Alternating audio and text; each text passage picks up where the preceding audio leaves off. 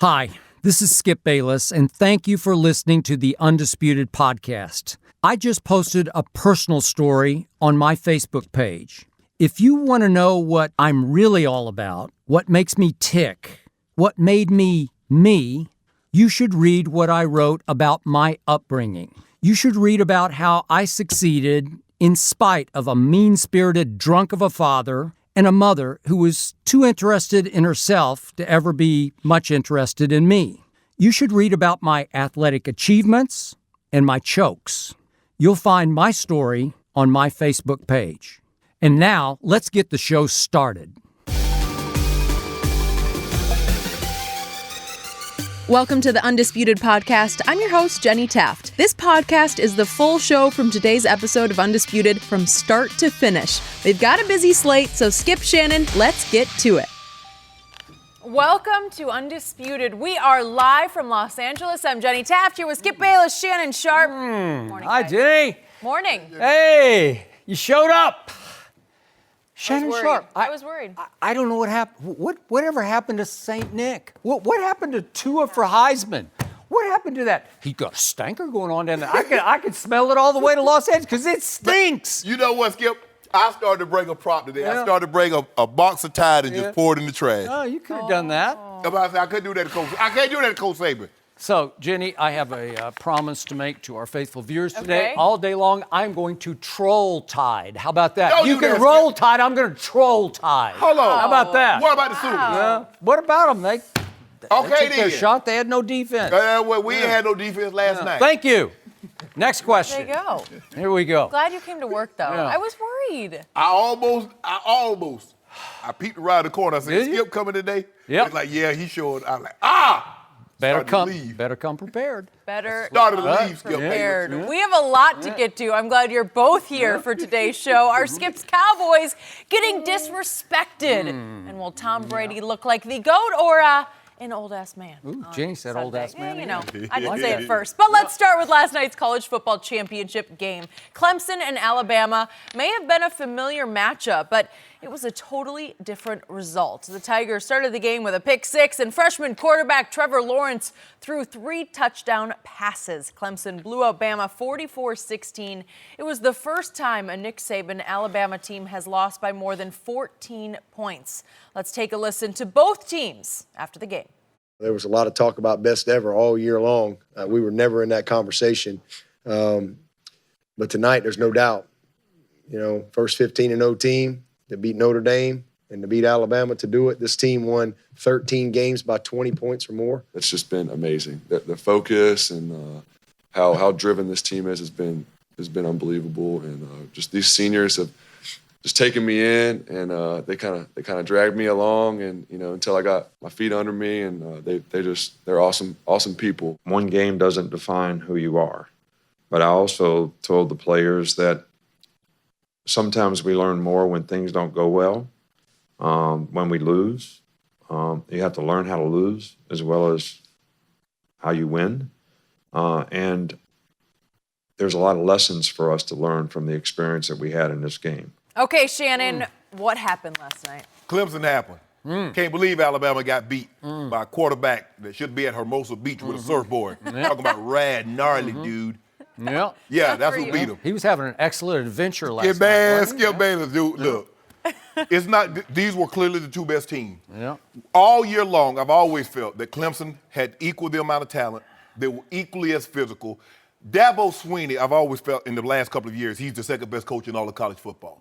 He And might be the first best, but go ahead. There you see, Well, Skip. he might be. I don't didn't know. ask you anything. I don't Can you know. please- You do know. Yeah. I want you to stop it. Yeah.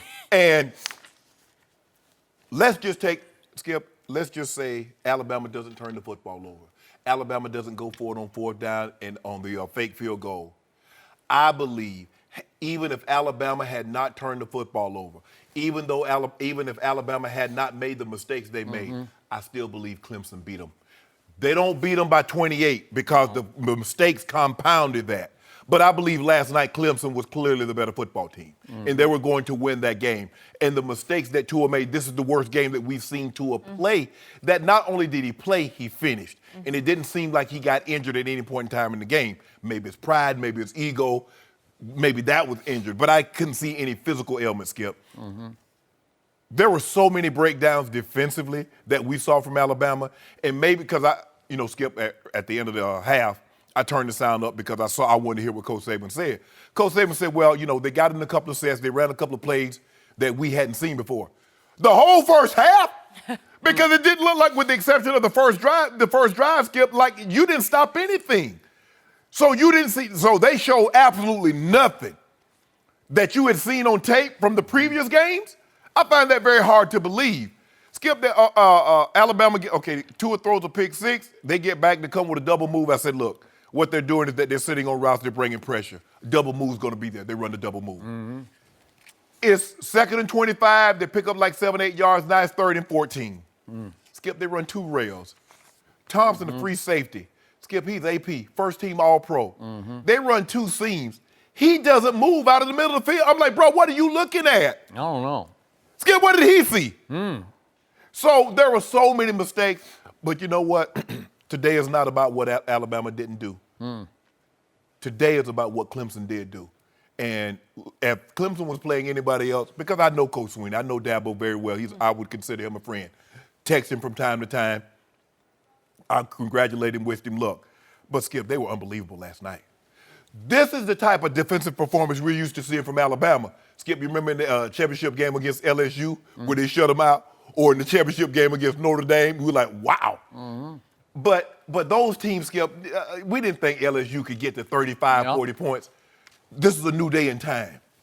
And for you to hold a team that averaged 47 points in the regular season and you hold them to 16 in the first half and you shut them out the second half, given what they represent offensively, that's an unbelievable accomplishment. So today is not about Alabama. Coach Saban's right. You have to learn how to win. You have to learn how to lose. And you have to be gracious in defeat. You learn a lot more in defeat than you do in a victory. But last night belonged to the Clemson Tigers, and it was a victory well-deserved. I will echo that. I want to congratulate the Clemson Tigers, Dabo Swinney. He gave a very real, emotional, straight-from-the-heart post-game interview that was one of the best I've ever seen from a winning coach. He said real things about real people and what he believes in and what his program is built on, and I respect the heck out of all of the above. But right now, for my moment here on this show, this is still going to be about Coach Saban, because here we go again. All I've ever heard is that Coach Saban's specialty is coaching the defense, especially the defensive backs, which he still takes under his personal tutelage, I'm told. I'm not at the practices, but that's what I read.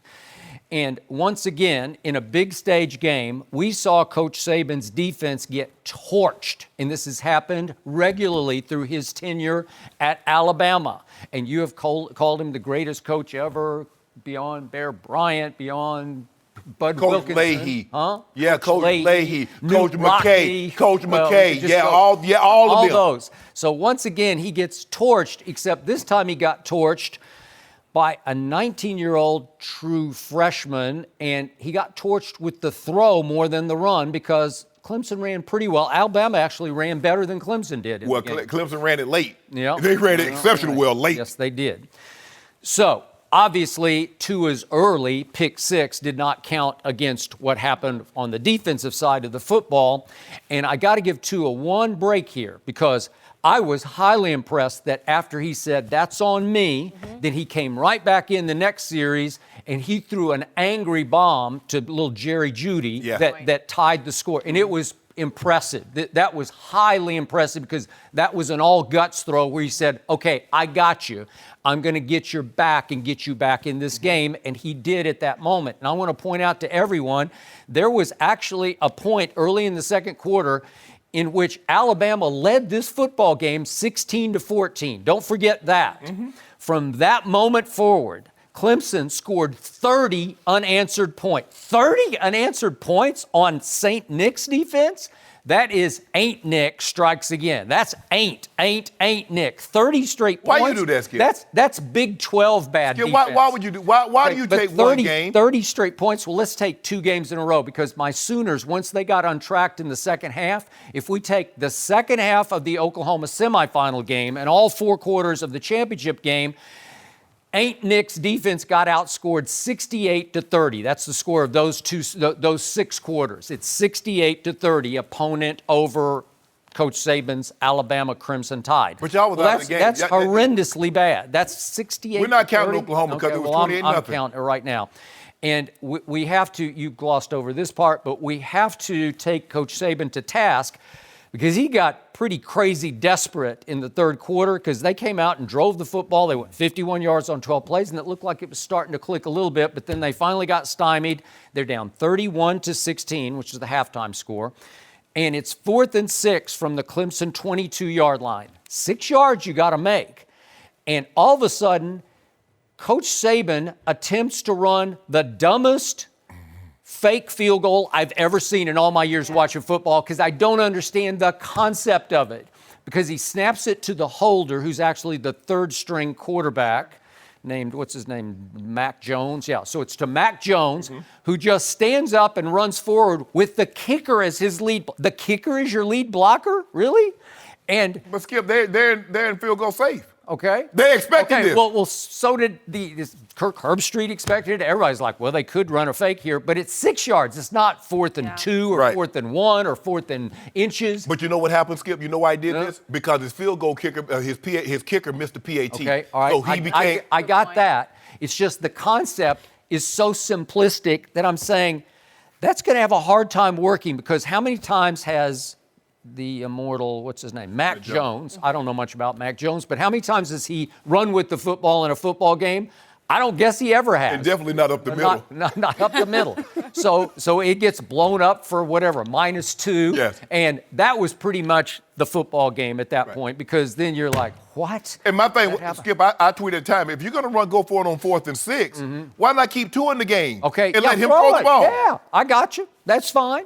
I'm with that, and they'd already gone for it on 4th down, I think, 3 previous times and made it. But that lets you know from Skip. Okay. That lets you know right there that Coach Saban was coaching this game desperate because he saw the way his defense was playing, that the likelihood of him getting a stop, so he needed to stay as close as he possibly could.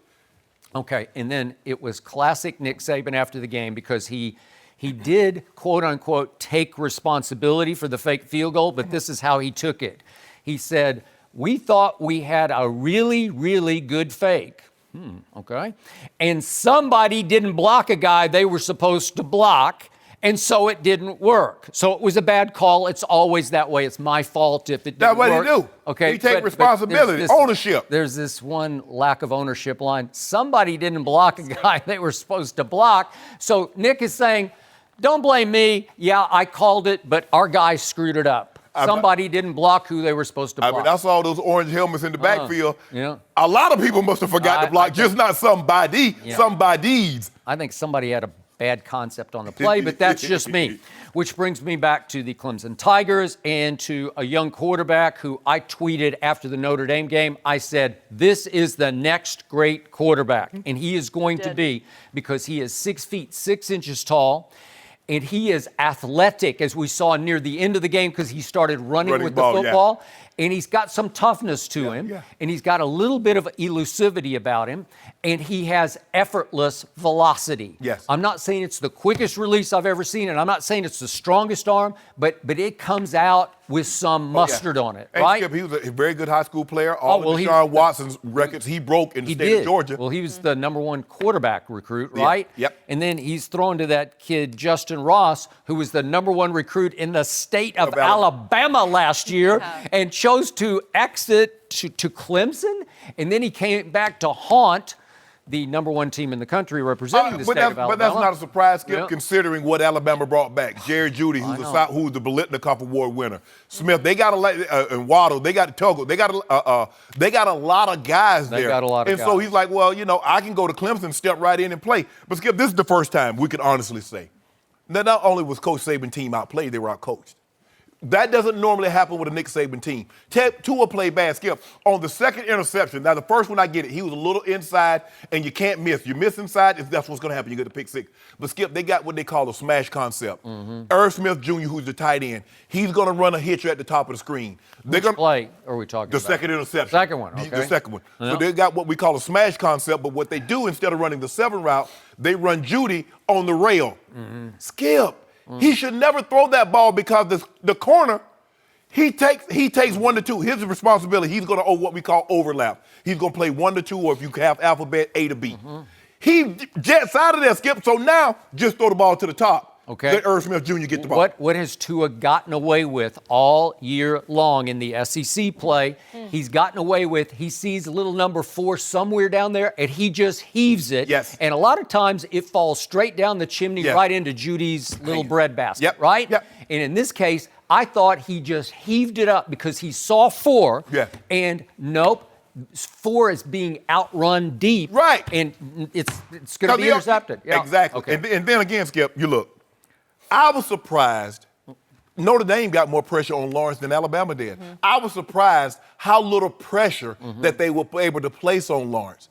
And a guy like that who has the appearance to Skip, he's going to be a high draft pick. Unfortunately, he's got to wait another 2 years because I believe he's at least by next year, he's ready to go play football. I tweeted this last night. That is so unfair because the kid you saw last night could be a pro football player. If you stuck him in this draft, I'm pretty sure he would go first. Yes. I'm pretty sure Dwayne Haskins is going to go high, obviously, Right. and he would be the more accomplished and experienced quarterback. But just on from what you saw against Nick Saban's defense last night on the biggest stage in college football, you would say, I'm picking him number 1. Yes. Just on his prototype, 6'6", what's he go, about 215 or 20 or so? Yeah, he's a big kid. He's going to be a big kid. He's going to be bigger. Yeah, he's going to be Roethlisberger size. Okay. He has that kind of, because he's only 19. Okay. Yeah. So what I saw from him last night that I did not see from Tua was there was some Alabama heat in his face. Yes. And what did I see? I saw the 19-year-old stand up to the heat, face the heat, and hang in and let go of the football.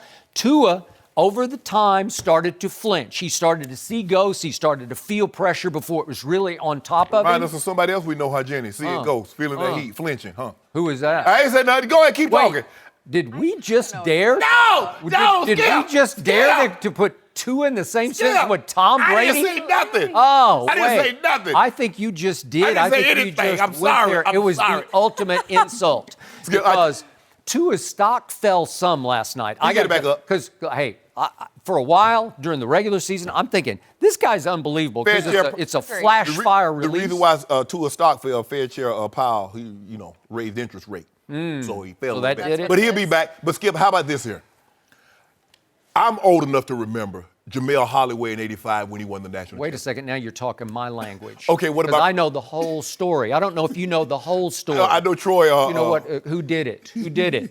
Jimmy Johnson's Miami Hurricanes went to Norman early that football season, and Jerome Brown fell on Troy Aikman's leg and broke it. Yep. And this little kid from Long Beach Poly named Jamel Holloway, who was about 5'10", 160 pounds. You sure 5'10"? Huh? I don't know if he was. But he got inserted as a true freshman at quarterback because Troy was a great quarterback, but he wasn't a wishbone quarterback.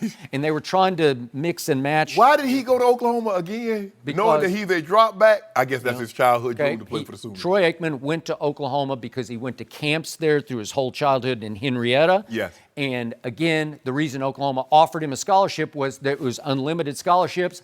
And that was when Jimmy Johnson was at Oklahoma State and was trying to lure Troy there, saying, we'll throw it 70 times a game. Right. You want to do that? Yes. And Jimmy and Barry Switzer said, no, come here and you can be the wishbone quarterback. Really? Yeah. Okay. So Jamel Holloway took over, and the rest is national championship. Okay, that was a great freshman performance. You remember a year later, '86, Purvis Ellison in the national championship game against Duke. I was sitting in the front row. It was in Dallas. You remember Carmelo Anthony in '03. That was highly impressive. So this kid now, when you talk about freshman performances in the most meaningful games, this kid he's immortalized, Skip. Okay.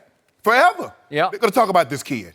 Yep. So you're going to make him, by law, you're going to force him to go back to school for 2 more years, and you say you can't earn any money for 2 more years? That's just unconstitutional. Hold on, 16. Let me ask you a question, Skip. How many 16 jerseys you think they're going to sell on Clemson campus? How many posters you think they're going to have? All over the country. I think it's going to catch fire. I mean, come on now. Sure. And he can't get nothing. He can't get nothing. He can't get anything, huh? He can get room, board, and tuition. Man, I don't even want no room, board, and tuition. Hey, you guess what? I played that game last night, and I won your national championship. That's for the room board tuition. Now I need something for my likeness. I need something for them jersey sales. Okay. And them T-shirts. So when are the players ever going to be strong enough to unionize and go to court and win this at the highest level? Because Alabama. Remember, Maurice Clarett tried to beat this, remember? And he got through one stage of court, and then it get to appeals court, and he lost, right? The NFL has something that those college players doesn't. They have senators. Yeah, they have Congress on their side. Exactly. Yeah. Skip, I couldn't sleep. I ain't gonna lie, Skip. I couldn't sleep a wink last night. Really? I probably slept a grand total of 30 minutes. Really? Wow.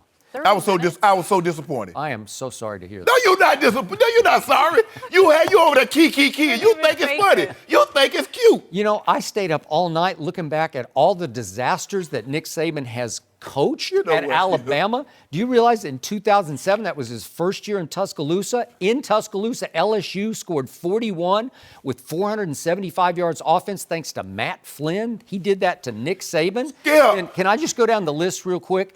How about that Sugar Bowl against my Oklahoma Sooners? Trevor Knight, the score was Oklahoma scored 45 points with 429 yards passing. What? That's impossibly good. Do you remember that Auburn game in 2014? Auburn kick six. What? No, this is the other one. This is 44 points Auburn scored. Oh, you talking about last year? No, in 2014. That was the immortal, remember Nick Marshall? He threw for 456. They had 630 total yards. Wasn't that the kick six game? I don't think it was. I think it's the one they just lost. Didn't they get? But don't worry about it, Skip. Look here. Okay. I see what you do. You remember cherry pick. the two Chad Kelly games? Chad Kelly put up 43 at home and 43 in Tuscaloosa. That's just impossible. He threw 3 touchdowns and 3 touchdowns. And then do I have to bring up what the Ohio State did in that national semifinal? You see what he did, Jenny? You see what he did 42 points on 537 total yards, including 230 by Zeke. Skip, I'm not here to debate what? That. But what you did is that you went back all the way to 2007, and you came all the way to 2019. Now, all those games didn't happen in one season. You would think that over the course of 12 years, a team is going to have an off day. So you mentioned in 11 to 12 years, that's 12 games a season, that's 144 games. You gave me 5, 7, 8 occasions. Okay, I'll give you 3 quick more. Johnny Manziel at College Station early in that year, remember that? Yes, I remember. St. Nick's defense. Yes. 42 points and 628 total yards. Oh, look, can you tell the people what happened? They took the L. They took the L. Okay. But then they split an L and a W with Deshaun Watson, and they gave up 40 points the first time in the one that they won, and then they gave up 35 in a loss and 511 yards. Deshaun had 550 total yards. If you don't mind me asking, Skip, what am I supposed to do about these 5 national championships? The man has more championships at Alabama than the University of Michigan. 4, 5, 6, 7. How many national championships did Ohio State have? 10 games that were disasters. 10 games in 150? He's been there since 2007, Skip. This never happened to Bear Bryant. You Not like this. Skip. Not like, come on. First of all, Bear Bryant had, early in Coach Bryant's career, he had a segregated football team. So that's different. All right, I'll give you that. What am I supposed to do? Never happened to Bud Wilkinson. He didn't have a segregated football team. I'm just throwing it out there. How many national championships did Coach Wilkinson got? I don't know. You do know, Skip Bayless. You do know. That's your team. Oklahoma is your team. That might be your favorite coach is Coach Wilkinson. So how many championships does he have? He doesn't have as many as Coach Saban. What? If you don't mind me asking, can you tell me the coach that does have equal to or more than? Well, that's 1 point for you, but I got to tell you, there have been a lot of embarrassments thanks to Coach Saban. Skip, the man, let this sink in. Since 2007, he's won 5, he's lost 2. He was 1 second away from having another. Now, this one, he was a long ways away. He was a long way away from winning this game. He wasn't winning this game. But he was, think about it, 1 second from beating Deshaun Watson the second time and having 6. Well, when you win the national recruiting war every year, you finish number 1 or number 2 every year. Win it. You should. Duke wins it every year. They don't win the national championship every year. Kentucky won it for like 10 years straight. They only won 1 national championship. Getting a Boogie Cousins, getting a John Wall, getting an Anthony Davis, a Kill Grilkins, a Jamal Murray, a Devin Booker. In that sport, you only have to stay 1 year. This sport, you get to stay 3 years. Okay, so you have to stay. Think about Jaron Reed, he left. Ashawn Robinson, he left. Payne left. Allen left. Oh, what about Calvin Ridley? He left. What about Quinnen Williams? He's probably the best defensive player Nick Saban's ever had. He leaving. Okay, well, he played last night, I think. The hardest part about all this is that it's ended. College football season right now. Clemson Bittersweet seniors for us. stayed the entire did 4 stay. years. Alabama guys get up out of there and go get that paper. They say, we try to secure that bag since y'all won't take care of us. Clemson Well, we is going to think be they don't take knocking on your door for a bit now, Shannon. But it was a good season. Good Had job. a lot of fun with it. Good Bravo. news, we do have the NFL playoffs still, so how much credit do the Cowboys deserve for slowing down Russell Wilson and the Seahawks on Saturday? We'll discuss next. No mercy. Hey guys, Jenny Taft here with a quick word from ZipRecruiter. You know what's smart? Figuring out who you need to hire to take your business to the next level in 2019. You know what else is smart? Starting the new year off strong by going to ZipRecruiter.com/undisputed to hire the right people. Unlike other job sites, ZipRecruiter finds qualified candidates for you. Its powerful matching technology scans thousands of resumes to identify people with the right skills, education, and experience, and actively invites them to apply to your job so you get qualified candidates fast. That's why ZipRecruiter is rated #1 by employers in the U.S. This rating comes from hiring sites on Trustpilot with over 1,000 reviews. And right now, Undisputed listeners can try ZipRecruiter for free at this exclusive web address, ZipRecruiter.com/undisputed. If you love this show, show your support to it and ZipRecruiter by going to ZipRecruiter.com/UNDISPUTED. That's ZipRecruiter.com/undisputed. ZipRecruiter, the smartest way to hire. Now, back to the show. No mercy. So let's go to a team that is out of the playoffs, the Seahawks. Seattle lost Saturday to the Cowboys, and since then, a lot of criticism has come down to the play calling by offensive coordinator Brian Schottenheimer. Critics are calling out the Seahawks' decision to stick with the running game, even though it was being shut down by Dallas. Pete Carroll addressed the issue yesterday. Let's take a listen. That's a bunch of garbage. What a terrific football season we had. This was the second highest scoring team in the history of the franchise, I think. Come on. And we outran everybody, and we did not turn the ball. We almost set an all-time NFL record for fewest turnovers in the season. That's discipline and tactics and approach and all that. I get it. Everybody feels bad about it. Brian's a hell of a coach, and he does a great job, and he did a great job with our guys throughout the season and will continue to. All right, Skip, does Schottenheimer deserve the criticism? He does not, and I must admit, this angers me because I take this as yet another shot at my Dallas Cowboys. It sounds like something Shannon Sharpe would cook up. We'll see how he responds. But to me, this was just another attempt by critics of the Cowboys to discount and devalue and ultimately disqualify yet another Cowboy win, as they've won 8 of their last 9 games, and people keep saying, yeah, but they're not that good, they're not that good, they're not that good. What happened Saturday night at Jerry World was Seattle just got beat. It was pure and simple as that. Seattle got whipped physically in what became an extraordinarily physical football game. I'm not saying it was Baltimore at Tennessee, that one game I covered. It wasn't maybe to that level, but that was you were in the middle of that one. Mm-hmm. That was some hitting going on in that game between two physical teams, but this one was pretty close. These were two very evenly matched 10-6 football teams. And in the end, the Dallas Cowboy lines and both lines of scrimmage just wore down and wore out the two Seattle lines. That's the bottom line to the football game. And I'm going to remind everybody, Seattle led the National Football League in the fewest turnovers. They had the fewest in the league. And they led in the crucial stat, the one that usually determines victory, is turnover differential. They led the whole NFL in plus 15.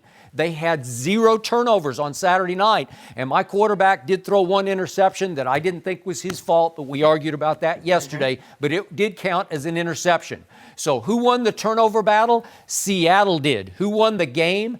Dallas did. How did Dallas win the football game?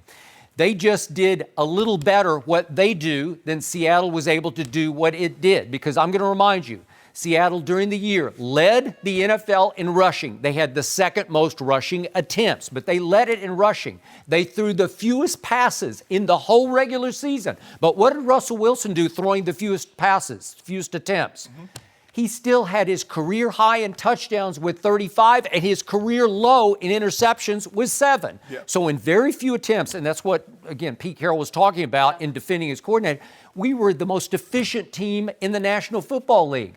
Well, what happened? I told you what was about to happen. They were going to run into the 5th best rushing defense in pro football. And those 2 inside backers, they can fly and they can strike. And they were all over the place. And so Seattle tried to run the football and managed only 73 yards rushing. Does that mean they should have chucked everything and thrown out their script and thrown it more? Well, they did wind up throwing it more than they ran it. They threw it 27 times to 24 runs. Hey, again, facto. okay, but some of them came late. But my point is this. They didn't have the ball that much because it was 35 to 25 and just pure time of possession. And how many times did Russell Wilson throw to what you would consider wide open receivers? Was it the kind of game where you're saying, throw it more because people are open everywhere? I didn't see people open everywhere. I saw 2 great Russell Wilson throws. There were actually 3 or 4, but if we could just look at one late in the first half, DeMarcus Lawrence comes completely free right in Russ's face, and he just blind throws it up the sideline to Lockett. And I'm saying, look at this. How good is that? Awuzie is all over. I don't know how you can cover it much better. Maybe you can find the football faster. Right. But what a sweet throw is that? Right. That's a Russell Wilson special. Is that going to happen every play? Can you duplicate that throw every time? I don't think so. And then early in the third quarter, there's another one. It gets to 4th and 6, and he throws it to Doug Baldwin. Can we see this play? This is, you want to talk about dropping a dime, like to the sideline with people all over you? And again, Awuzie, can he cover it much better than that? Is he beaten on the play? I don't call that beaten. And Doug Baldwin, who's as mentally tough as any receiver in the league this side of Golden Tate, his ex-teammate, he toe tapped, man. Yep. And it was sweet. And that's when I just sat back watching the game and I said, well, that's just too good. Well, do those 2 plays scream, throw it more?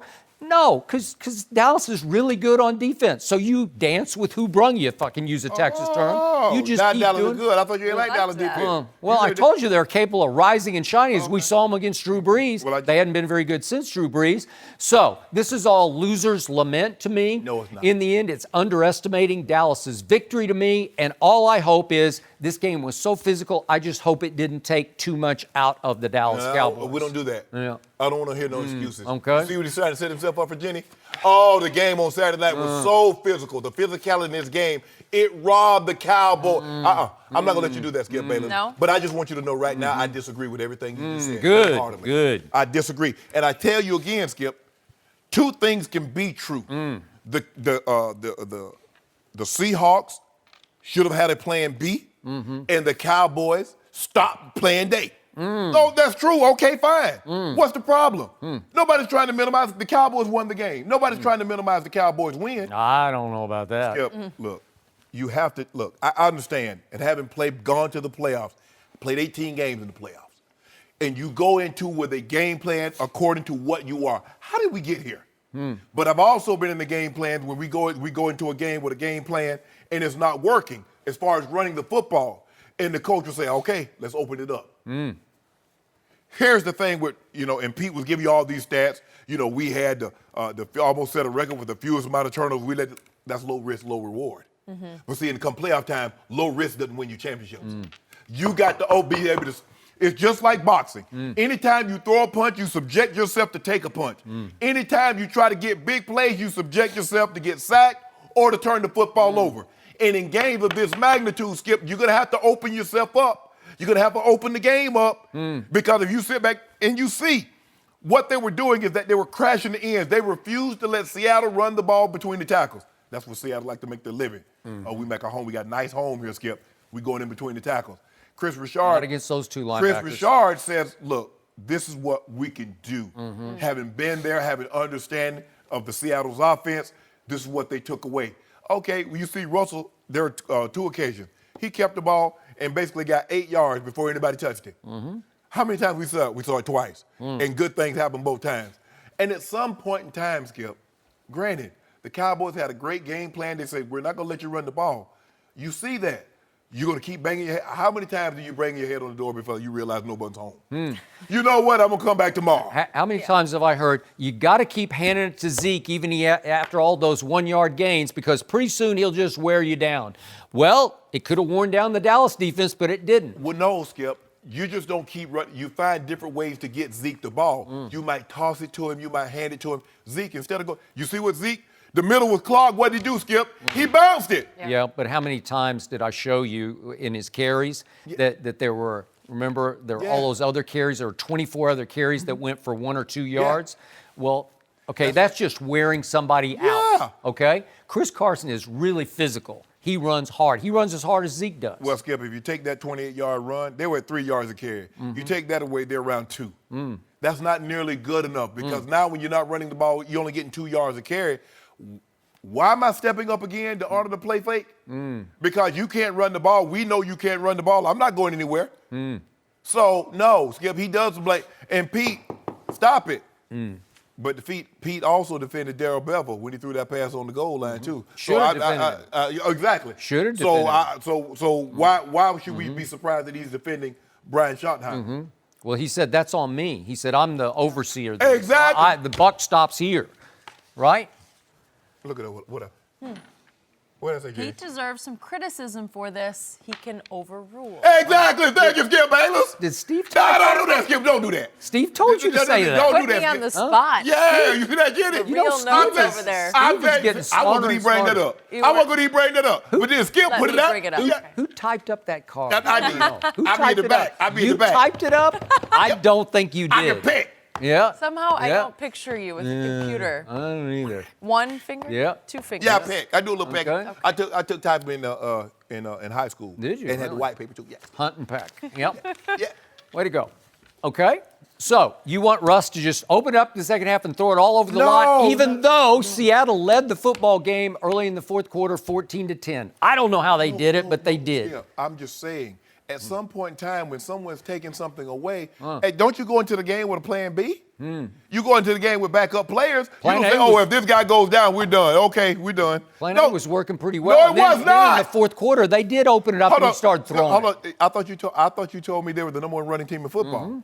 But they had less than 70 yards rushing. And so how's that working? Yeah, but they were winning the game, and then when they fell behind, they started throwing it all over the place. They did. He threw it, 11 times in the fourth quarter? Wow, that's really a lot. Well, for him it is. Exactly. Yep. Low risk, low reward. Well, then how did they win 10 games and get to this point? I don't know. Skip. Huh? Here's the thing, though. You have to be able to adapt. Adapt. Yeah. Because if you don't, and that's what they were taking away the run. So why would you continuously run the football, Skip? Russell, you told me Russell set a career high in passing touchdowns.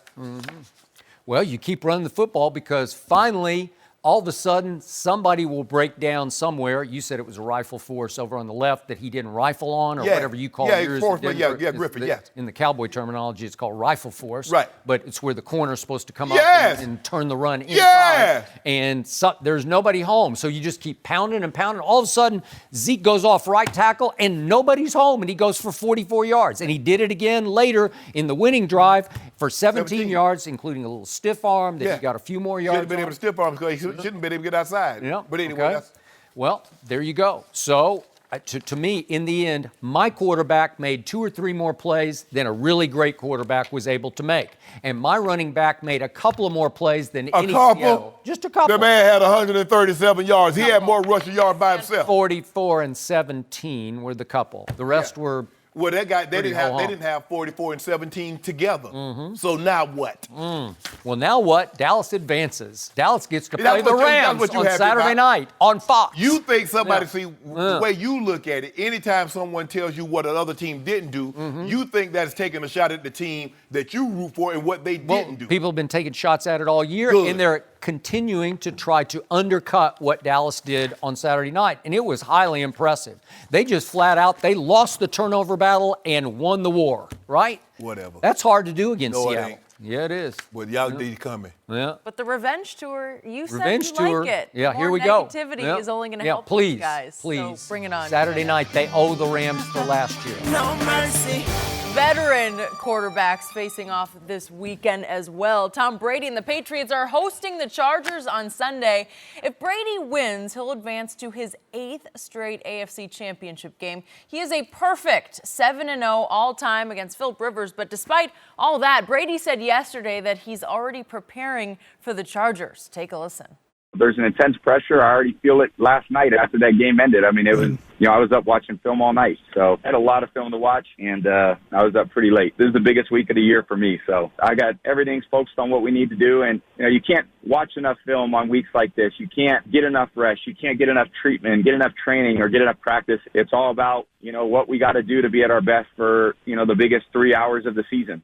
Okay, Shannon, what does this say about Brady? I just feel this cup up with poison. Poison? Really? Because that's what he makes me do every time he talks. Really? So now all of a Love sudden. that. Now all of a sudden. Keep talking, Don. Now this is the most important week for Tom Brady. Yeah. It's not important for Drew Brees. It's not important for Patrick Mahomes. So now only Tom Brady is this week important for. Really, Jenny? You are tough on Tom. Really? He's studying film. Can you mind me asking, what was Drew Brees doing? I don't know. See, Tom Brady wants us to believe that he's the only one that studies film. You think he watched more film than Peyton Manning? But Peyton Manning wasn't out there telling you, I'm watching film. Or I stayed up all night studying. I stayed up all night. You can't get enough of studying. But wait, Peyton Manning hung him up, right? It's over? He's doing those nationwide commercials now? And still got more touchdowns than Tom Brady. Oh, really? Still got more touchdowns than Tom Brady. Who's got the most rings? So that's what we're not talking about the Peyton Manning. Why you bring him up? You brought him up. You brought him up. Look, of course, it's the playoffs. It's a one-game season. It is the biggest game of the year for everybody. Sorry, Tom, newsflash, not just you. Yep. You're not the only one in the playoffs. You're not the only one that this game matters to. You're not the only one that's studying, although you would love for people to believe that. Tom Brady spends more time studying than anyone. He's studied like over 17,000 hours. Stop it. Skip Bayless tells me all the time, and Jenny, you heard him tell it. What? Why does LeBron James got to post everything he does? Why does Tom Brady got to tell us everything that he does? But somehow you don't mind LeBron. I do mind it. I don't mind LeBron at all. Yeah, thank you. Because everybody else is doing it. Now he's even got his kid doing it. Don't worry about We'll get Bronny. there. I'd have told you We'll about talk about him later. We will talk about that. Look, Skip Bayless. This is what. Look, Tom is great. He's historically great. He's pantheon great. He's transcendently great. But Tom Brady would have you believe that he does things when it comes to studying and preparing that no other quarterback in the history of the league has done. And that's just simply not true. It's hard for me to believe that Drew Brees is not studying. It's hard for me to believe that Patrick Mahomes, Andrew Luck is not studying. Now, these other guys couldn't have been studying Sunday night because they were playing. But I can assure you, when Nick Foles got on the plane, they had already uploaded New Orleans cut-ups to his Surface, to his MacBook Pro, or whatever they use. Probably. I can assure you of that. But Tom Brady, I've been studying all night. All night. You could never get enough study. Stop it. Look, as simple as this. In order for in order for the Chargers to win this game, it starts with Tom Brady. Get him on the ground. It's as simple as that. Now, I can come up with these games. You need to run the ball. You need to do this. And sure, Philip Rivers, somehow you're going to have to get this offense to get 28 points. But Tom Brady is the key. He is. Anytime you play them, I agree. He is the key. Rough him up, it greatly increases your chances. It does. when what we've seen this year, Jay, that fire get hot. Yep. He goes Tua. Yeah, hey. He goes flinch. Yeah, he sees ghosts. You know what, little kid, and the parents tell her, hot. Don't touch. Tua was doing that last night. No, hey, Hot for me. Skip, baby. Stock falling. Where's Kyler Murray? Yeah. Kyler Murray's got a head start on the draft preparation. Hey. Because we sent him home early. He got an early start. Got an extra week. He's the only quarterback who ever threw for 300 and ran for 100 against Nick Saban. And what'd he do? Huh? What'd he do? Well, he had no defense. If he could play corner and safety at the same time. He came to my restaurant. I served him up, yeah. Okay. So, Nice of you. I love how much you hate Tom Brady. It's the highlight of my days on this show. I hate Tom Brady's. Okay, I got it. Whatever you hate about him, I love how much you hate all of the above, because this was vintage Tom Brady. I compare him all the time, and I'm going to do it one more time, to he's like a religious zealot who wears his faith on his sleeve. He is on fire with his faith, and his faith is football. And he can't wait to tell everybody how excited he is to get ready for a playoff game. So he can't help himself. It just spills over because he's still got a lot of little kid in him, which is why he's still playing at age 41 and wants to play until he's 45. He's still on fire with this. This is Christmas Eve to him. Drinking. Well, You see him in Tom's time? Yeah. You like that? And his book to the side. Oh, That's my favorite. I don't like that, Skip. It's too. Come on, Skip. You got to be real. That ain't real. He lives for this. He lives for the playoffs. It's Christmas Eve. Now it's about to be Christmas morning on Sunday in Foxborough. And this is what his whole year, all of his preparation comes down to this moment. Do I believe that he stayed up all night last night, or whichever, two nights ago? No, I don't believe he stayed up all night. he said it. Well, So- it was exaggeration. Why 'cause you gotta He's exaggerate? on fire. There's some psycho Tom going on here, too, because he goes a little nuts right now because he probably did stay up much of the night watching tape. And he absorbed it, and he's probably waking up Josh McDaniels at 2 a.m. saying, I just found something that we could do. Remember that play? We could do this to Look, them. this is what we know, Skip. The likelihood that after the Colts beat the Texans on Saturday, he knows he's playing the Ravens or the Chargers. Normally what happens, the quarterback, they immediately start going over grain prep of both teams defenses. So this is not what Tom Brady is trying to make you think. I believe Tom Brady was breaking down. He was looking at film of Ravens and he's looking at film of the Chargers. Because I don't know about that. I'm not sure. I'd also be very curious to know, did he actually watch the Chargers game against the I never watched the TV copy. Okay. You never Because did? you know. No, but did he watch it live? Yeah. I'm going to doubt that he did. Some guys do. Some guys watch the TV copies. I never did, Skip, because you get a false sense. If they play really bad, we're going to kill them. But at the end of the day, they play really good. Like, man, we got our work cut out for it. So, and that's why I like the game copy. I never heard sound, and I'm just looking at the plays. I'm not worried about. I didn't hear no crowd noise. I didn't hear no commentators commenting. I'm just looking at, okay, this defense. This is what they normally do on third down, first down, second down, 3rd and 3, 3 to 5. So that's what I'm looking at, Skip. But that's what that's what quarterbacks do. Because that's what the coaches, especially, they start breaking up. Okay, we won't get a head start. Now the coaches might be up all night. Tom Brady ain't up all night. I think he's up longer than you think he is. I was up all night. And here's the point. You were up for the wrong reasons last night. You're proud of that, too. Yeah, You're proud of that. I like it, okay. Yeah. What you mean you like it okay? If I'm suffering, hold on. We supposed to be brothers. No. If I'm suffering, you supposed to suffer. You supposed to be like, Ernestine. I know my partner in crime, Shannon, is hurting, and I'm hurting for him with him. Is that what you say when my Cowboys lose? No. Heck no. Heck no. I Thank start you very punching much. myself in the stomach because I want you to So hurt more. here's the bottom line to Tom Brady. Tom Brady sets a tone in that locker room that is 1,000% authentic and real, and nobody questions. We had James Harrison who said he went in there late last year doubting. I believe it. He was doubting Tom, so to speak. Yeah. And he's watching carefully, and he finally says, you know what? This guy's real, man. He's completely for real. The thing is, when that guy Skip, and John was the very same way. John Elway. John Elway. When a guy like him does what he does, what's expected of me? That is correct. Anything less than what he gives is unacceptable. And if you believe it's phony baloney, then you're going to call him on it privately, and you're not going to give as much as he says he's giving. They believe him. They see him. Skip, there's no doubt in my mind. He's a very, very hard worker. There's no doubt in my mind. He leaves no stone unturned in his preparation. There's no doubt in his training, in his eating. There's no doubt. Now, I give him a hard time because he always got a G whiz and he's always on Facebook Live and all that other stuff. I ain't all about that social media. You know, Skip, I ain't big into social media.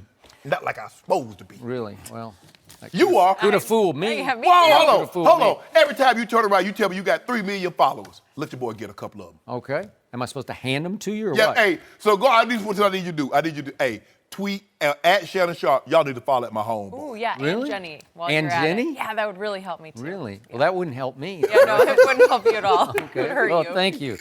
So here's the bottom line to this whole story. It reminds me of when I covered the Cowboys late 80s. Remember Herschel Walker? I do. Yeah. He constantly boasted to the media about how he did, I forget which one. 1,000 push-ups and 1,000 sit-ups. No, I think it was 2,000 Yeah. sit-ups. Yeah. 2,000 sit-ups and 1,000 push-ups a day.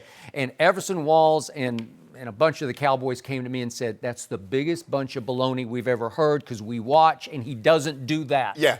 And he says he does it in his privacy in his room and we're not buying it. Right. So they encouraged me to write about that, and then Herschel and I just went to war about it, and I went on his TV show and fought with him about it. But the point was, he was the leader of the team because he was the best player, right? And nobody bought it. But the difference here is I'm pretty sure everybody buys that he would stay up late watching tape. When they told the story, Skip, there was a guy in training camp, it was Herschel's roommate. Yep. And he was sitting up, it was like 10:30, 11 o'clock, and the guy was just looking at Herschel like this here. And Herschel finally built up the nerve like, man, what are you looking at? I'm waiting. He said, I'm waiting on you to do them 1,000 sit-ups and 2,000 push-ups. And I ain't seen you do them yet. So when people, hey, Skip, when you say you a certain way, people look to see if you're that way. Hey, you know, and I think I know how many, like 1,000 push-ups. What? That's insane. No. Yeah, no thanks. Nobody. It wouldn't be for Stop me. it. No. I'm going to start No, with he ain't doing no 1,000. No. But let's see if the preparation pays off for Tom let's Brady. see. I know we talk about his age a lot, but just the fact that this is a new playoff record for oldest combined age of two quarterbacks, that's incredible to me. It's 80. 41-37. I mean, think about 78 That's years so later. cool to me, Come though. on, Skip. I mean, that probably never going to be broken. You stopped too soon. No, I didn't. No, you None of kept them big going on. hurt. this is occupying enough of your Yeah. energy Yeah. and time. This might be more stressful. I don't It know. is. Yeah, a little bit. Dealing more. with Skip, because Skip, I would never wish bad on your team. Never. Never. You wish bad on my team. It was all Drake's fault. I knew we was in trouble the moment he come out there with Alabama. Stop wearing everyone else's. Raptors, they got swept. Conor McGregor got knocked out. That is We've true. seen it before. Kentucky don't even know what Final Four is. Yeah, he should stop wearing everything. Good point. If he reps you, Kanye, you see what Pusha T did to you? Okay. That Drake homeboy. Next up, the Eagles. Should they be talking trash to the Saints? We're hearing a little bit lately. We'll discuss what's going on next. No mercy. The Eagles had a big win against the Bears on Sunday, and now their focus is a rematch against the Saints Sunday on Fox. In their first meeting back in November, Philly was blown out 48-7. To pour more salt in the wound in the fourth quarter of that game, Alvin Kamara caught a 37-yard touchdown pass on fourth down when the game was already out of hand. Eagles tackle Jason Peters remembers that game very well. Let's hear what he had to say. We felt disgusted. We didn't play well at all. They ran up the score, and we won them again. We got them again. This time, we come. It's definitely not going to be the same outcome. Okay, Shannon, do you like him saying this? I love it. I have no problem with it. You just need to be careful what you wish for. Skip, you remember in 96, the Jags came in us as, upstart team, and they beat us. 97, they win their game. They won. They get to come back to us. Mike tells us in Monday meeting, it was told to him, then it was announced that they were going to be coming to play us. Everybody screamed with excitement. We got them again, huh? Same thing going to happen. There ain't nobody business, Jenny, but it was 42-17, and we had 310 yards rushing with 5 touchdowns. Be careful what you wait for. Because you coming, they coming too. Now, I've always believed that it's easier to beat a team that beat you the second time around because you're going to make more of the adjustments than the other team. The other team is looking at the success we had. It's like, why would we change? Like you said, Skip, with Seattle, they had success all year running the football, doing things their way. So why would they get in there? So a team that won the game, Drew Brees threw for 300-plus yards, had 4 or 5 touchdowns, why would he change anything? Where Philly comes in, nothing went right. That's why you got 48 hung on you, and you only had 7. Yep. In a game of this magnitude, once you get to the playoffs, Skip, whatever your motivation is, maybe someone says something to you, maybe you don't like the team colors, maybe you don't like their fans. Whatever motivation you can find that's going to get you to go out there and play at your absolute best level, by all means use it. I got no problem with it. Jason Peters is a man of his word. Hey, he said, we coming. I trust him that they're coming, but you best believe Now, you thought that building was loud the last time you went down there? Yeah. When they come out, the roof is going to come up off the dome. It will. I got you. So, Jason Peters can talk right now because he's been backing it up. Yeah. He backed it up against Khalil Mack on Sunday. I thought he did an extraordinary job. He did an unbelievable job. He neutralized it. He did. He kept him from doing any serious damage to Nick Foles, who, remember, came in with bruised or cracked ribs. I'm pretty sure he had to take some kind of a pain-killing injection. Well, it should be healthy because he didn't get hit on him last week. He did not get hit. So Jason Peters is now speaking from a position of strength. He could also look back and think, well, we went in there with the equivalent of a toy pistol the first time. There you go, Skip. Man. I'm not going to let you do that, Skip. I know where you're going, Skip. I know what you're trying to do. Now they're going in heavily armed. Am I right? No, heavily you're not armed because they got a real quarterback. They got the hottest quarterback in pro football. They got a guy who just keeps winning big stage, tough, high-stakes playoff games. Why you got to do that? Named Nick Foles. Saint Nick. There's no more Saint Nick in Tuscaloosa. Yes, He's Ain't Nick. I want to know why you keep on taking shots at Carson. Saint Nick is in Philadelphia, right? Why you do that? They got a shrine in the locker room to Saint Nick Foles.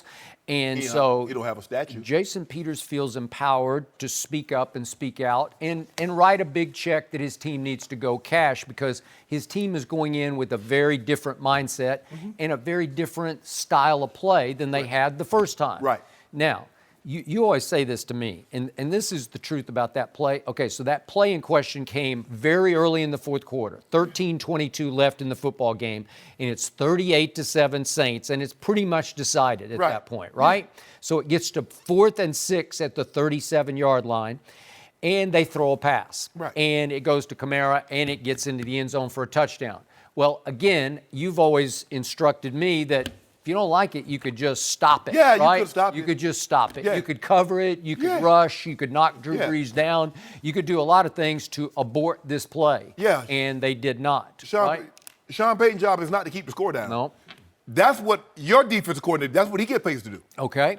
So that made it 45-7, and then Carson Wentz got the ball back, and they immediately stalled. They went for it on 4th and 1, and he missed Alshon throwing it to him, and all of a sudden they got to give the ball up, and here came Drew Brees again, and they move it all the way down to 4th and goal at the 1-yard line, and they could have tried to go for it again, and Sean Payton sort of called off the dogs, if you will, and he kicked a field goal, and that made it the final score of 48-7. Then Carson Wentz threw an interception, and Carson Wentz then threw another interception. So it's just going worse and worse and worse for Philadelphia. So they contributed to They didn't really run the score up. They could have really run the score. Really run it. Yes. Because they, given his second and third interceptions in the fourth quarter, this could have gotten to 50 easily. Right. Because remember, Skip, the week before they had scored 51 on Cincinnati. Okay. And they scored on every possession except the last one when they had the kneel down. Okay. So it looks like this was headed for that too. It was headed for that. And yet, with 5:28 left in the fourth quarter, Drew Brees was pulled from the football game and Teddy Bridgewater was inserted. Right. And Teddy Bridgewater from 5:28 on did not throw a single pass. Yeah, so they just kept running. So theoretically, I don't know. I'm not sure. It's like a borderline run it up. It was run it up on 4th and 6, but you got to just play football. I can see where Jason would think they were running it up because they were scoring so quick. I mean, they had 48 points, Skip, with 12 minutes left in the fourth. So I can see why he was thinking they were running it up because they're scoring basically every time they touch the football. Okay. You go 3 and out, they score. Okay. You go 3 and out, they score. All right. You go 6 plays, they score. How's that running it up? What's your defense? Don't y'all play y'all guys in Philly? Y'all pay Michael Bennett and Malcolm Jenkins. Y'all pay those guys. Okay, why is it my job to keep the score down when you guys thinking it up? Okay. All right. So is Jason Peters out of line to say this? No. No, I like it. Position of strength? Yes. Because his new quarterback, who did not play in this game, has done extraordinary things because Jason Peters knows that his new quarterback actually faced Drew Brees in a 2013 playoff game. And took the L. Well, he didn't. He did all his part because with 4 minutes left, he hit Zach Ertz for the go-ahead touchdown. No, we don't separate. We don't separate, Skip, here. You see what he tried to do, Jitty? He tried to do it again, Jitty. It took Drew Brees going against the defense driving it down, eating the rest of the clock for a walk-off Shane Graham field goal that won the game. I think it was 24-23. You know what, Skip? I will give you credit, though. Yeah. You ride with them quarterbacks because you will separate them. You like he went head-to-head and, because normally what you do, you like to lump it in, especially when they lose. But I'll give you credit because you normally only reserve that for Tom Brady. But see, LeBron, you only reserve that for Tom Brady. LeBron gets to play defense, but Nick Foles can't go defend Drew Brees on that final long drive that killed the rest of the clock, right? Well, he had every opportunity instead of going 3 and out on like 6 of those possessions. Okay, but he put his team ahead by a point. Okay, now Drew with Brees, 4 minutes left in the football game. Pretty and big now stage. it's Drew's turn to go down there and put his team ahead. So he did, but did Nick Foles wilt under the pressure? He did not. No. And then last year, Jason Peters wasn't even playing last year, but but he got to see what happened. You keep saying Nick Foles didn't wilt under the pressure. They got him up out of there for some reason. Now, you still won't tell me the reason why they moved on from him. You won't tell me the reason why Andy Reid say, nah, we good. Well, he did throw 27 touchdowns, only 2 interceptions that year. Is that good? Hold up. Oh, and the thing in sports, we update resumes here. You don't get to rest on that. I don't know what was going on. I can't speak. Mistakes get made in this league all the time. Okay, then. So, I don't know. You help me out here because last year I saw him beat Atlanta, and then I saw him beat the number 1 defense from Minnesota. I ain't see nothing. And then I saw him beat both Brady and Belichick. Oh, we saw that. Oh, yeah, we saw that. And then, I hate the juicy then Lucy. Sunday, I saw him go beat the number 1 scoring defense in all of pro football in Chicago. That was a heck of a game. Yeah. So Jason Peters feels empowered now that he can speak up, speak out, and say, we're going to go in there and right the wrong. Yeah. Yep. Somebody came to Minnesota came to my restaurant and ate all my Juicy Lucy's. Really? Yep. Who was that? L's and Juicy Lucy's. Who? Really? Huh? He splurged a little bit. Yeah, he wasn't drinking that old green juice. Really? And ooh, this is fire here. This is the bomb. Oh, I think I know where he's going with this one. Pliability. It ain't no ply nothing. Pliability. It ain't no ply nothing, Skip Bayless. You need to stop. Tom Brady has lots of abilities, but his key is pliability. When you get old, everything just get loose. Yeah. Dude, Okay. that's not how it works. That It is. goes the other way. Yeah, you still. Only I was as committed as both of you guys and Tom Brady to study. Oh, you're not committed at all, Jenny. Okay, I'm Jenny working was eating on ice it. cream. 2019. She was eating ice cream last week and donuts. I'm not How do you surprised. That's none of my know this? business. Just That's none of kidding. my business. I don't even know why I brought that up, Jenny. I'm sorry. Yeah, well, since you brought that up, now I want to bring up something that kept you up last night. Oh, What happened okay. to St. Nick and Alabama do we have to last talk night? about that We're again? gonna Oh, we talk going about there, it Jenny? again. We with going there, Black. Jenny? Okay. You asked for it, you got it. No mercy. How about that game last night? Clemson blew out Alabama to win their 2nd national championship in 3 years. The Tigers started the game with a pick 6 and freshman QB Trevor Lawrence threw 3 touchdown passes. The final score, 44-16. It was the first time a Nick Saban Alabama team has lost by more than 14 points. We're joined by Fox college football analyst Joel Klatt. Good morning. Good morning. It's good to have you to break this one down. What happened last night? That was wild. I wasn't expecting that. I knew Clemson was very good, but I certainly wasn't expecting that. And by that, I mean Alabama and Nick Saban being thoroughly, in every single facet, during every point in the game, outcoached.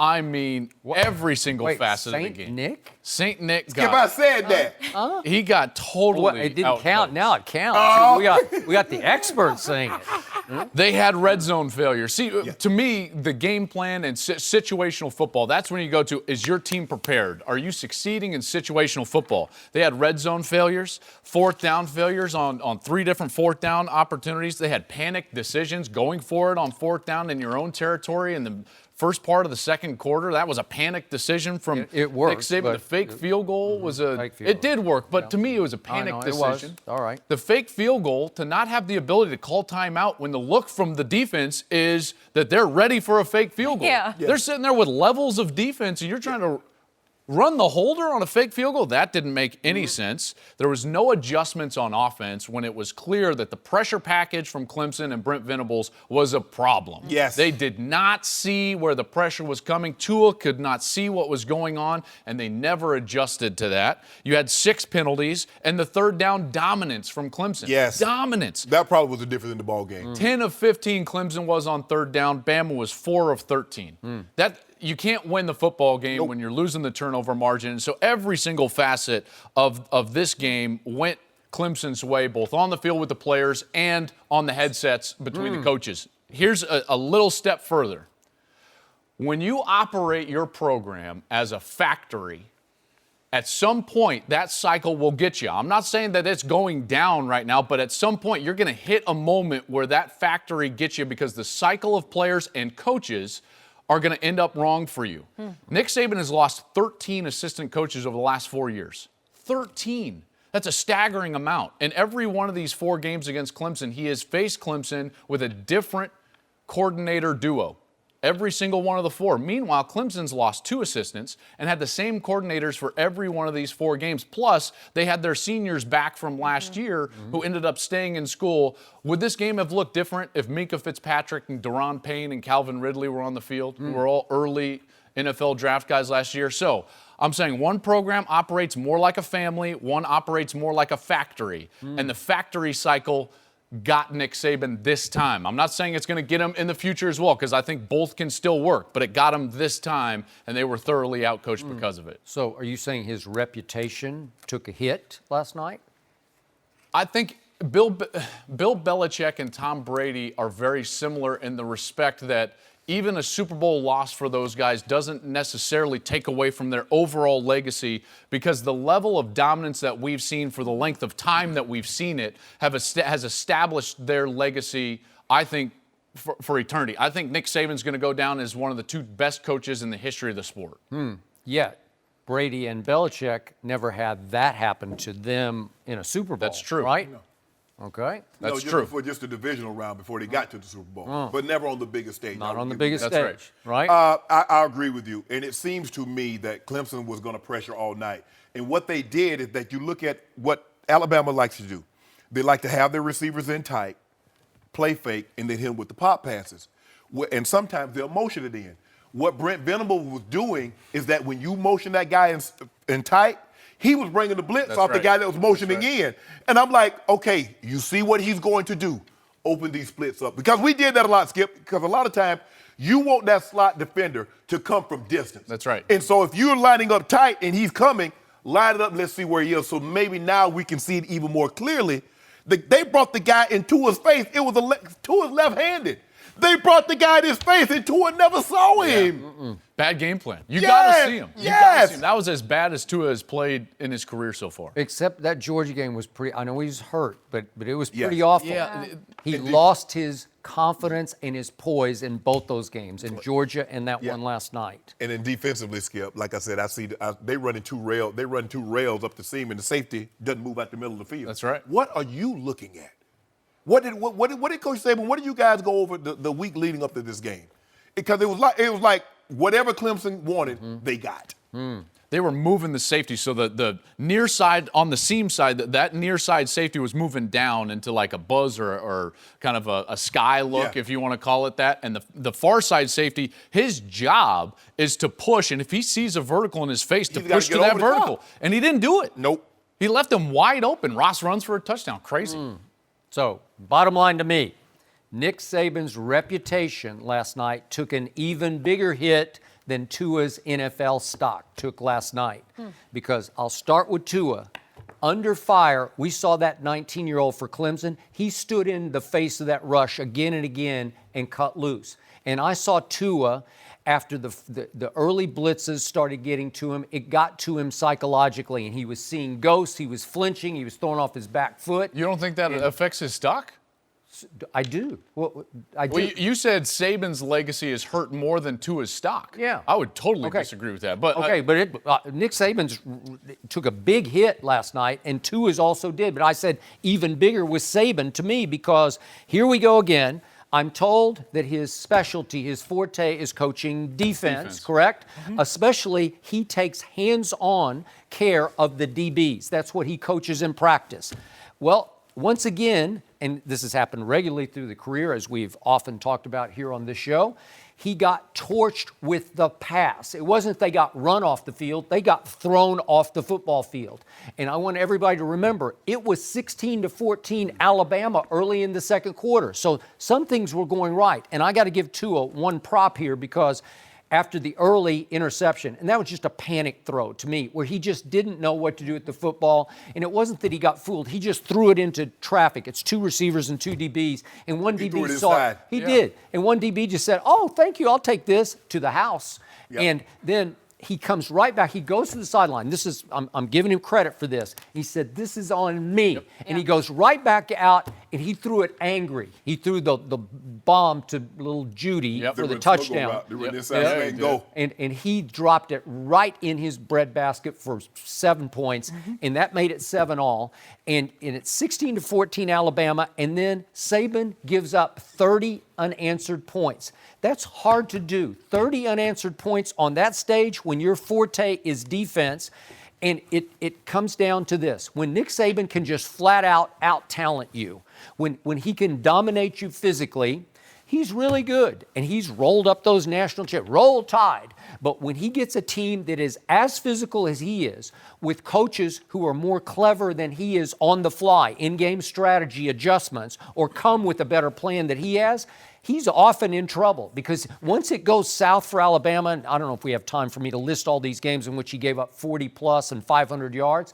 Once it goes south for this defense, it goes way south. And it went way south last night, and if we go back to the second half, Oklahoma, Kyler Murray, once he got in rhythm and once he figured out how to do it against Alabama, and once the defense played a semblance of defense in the second half for the University of Oklahoma, again, from that point on, it's 68-30 that Alabama got outscored. Second half against Oklahoma and the 4 quarters last night. Well, that's embarrassing. Yeah. This was looking like a Big 12 defense to me last night. Let me ask and float this out there, okay?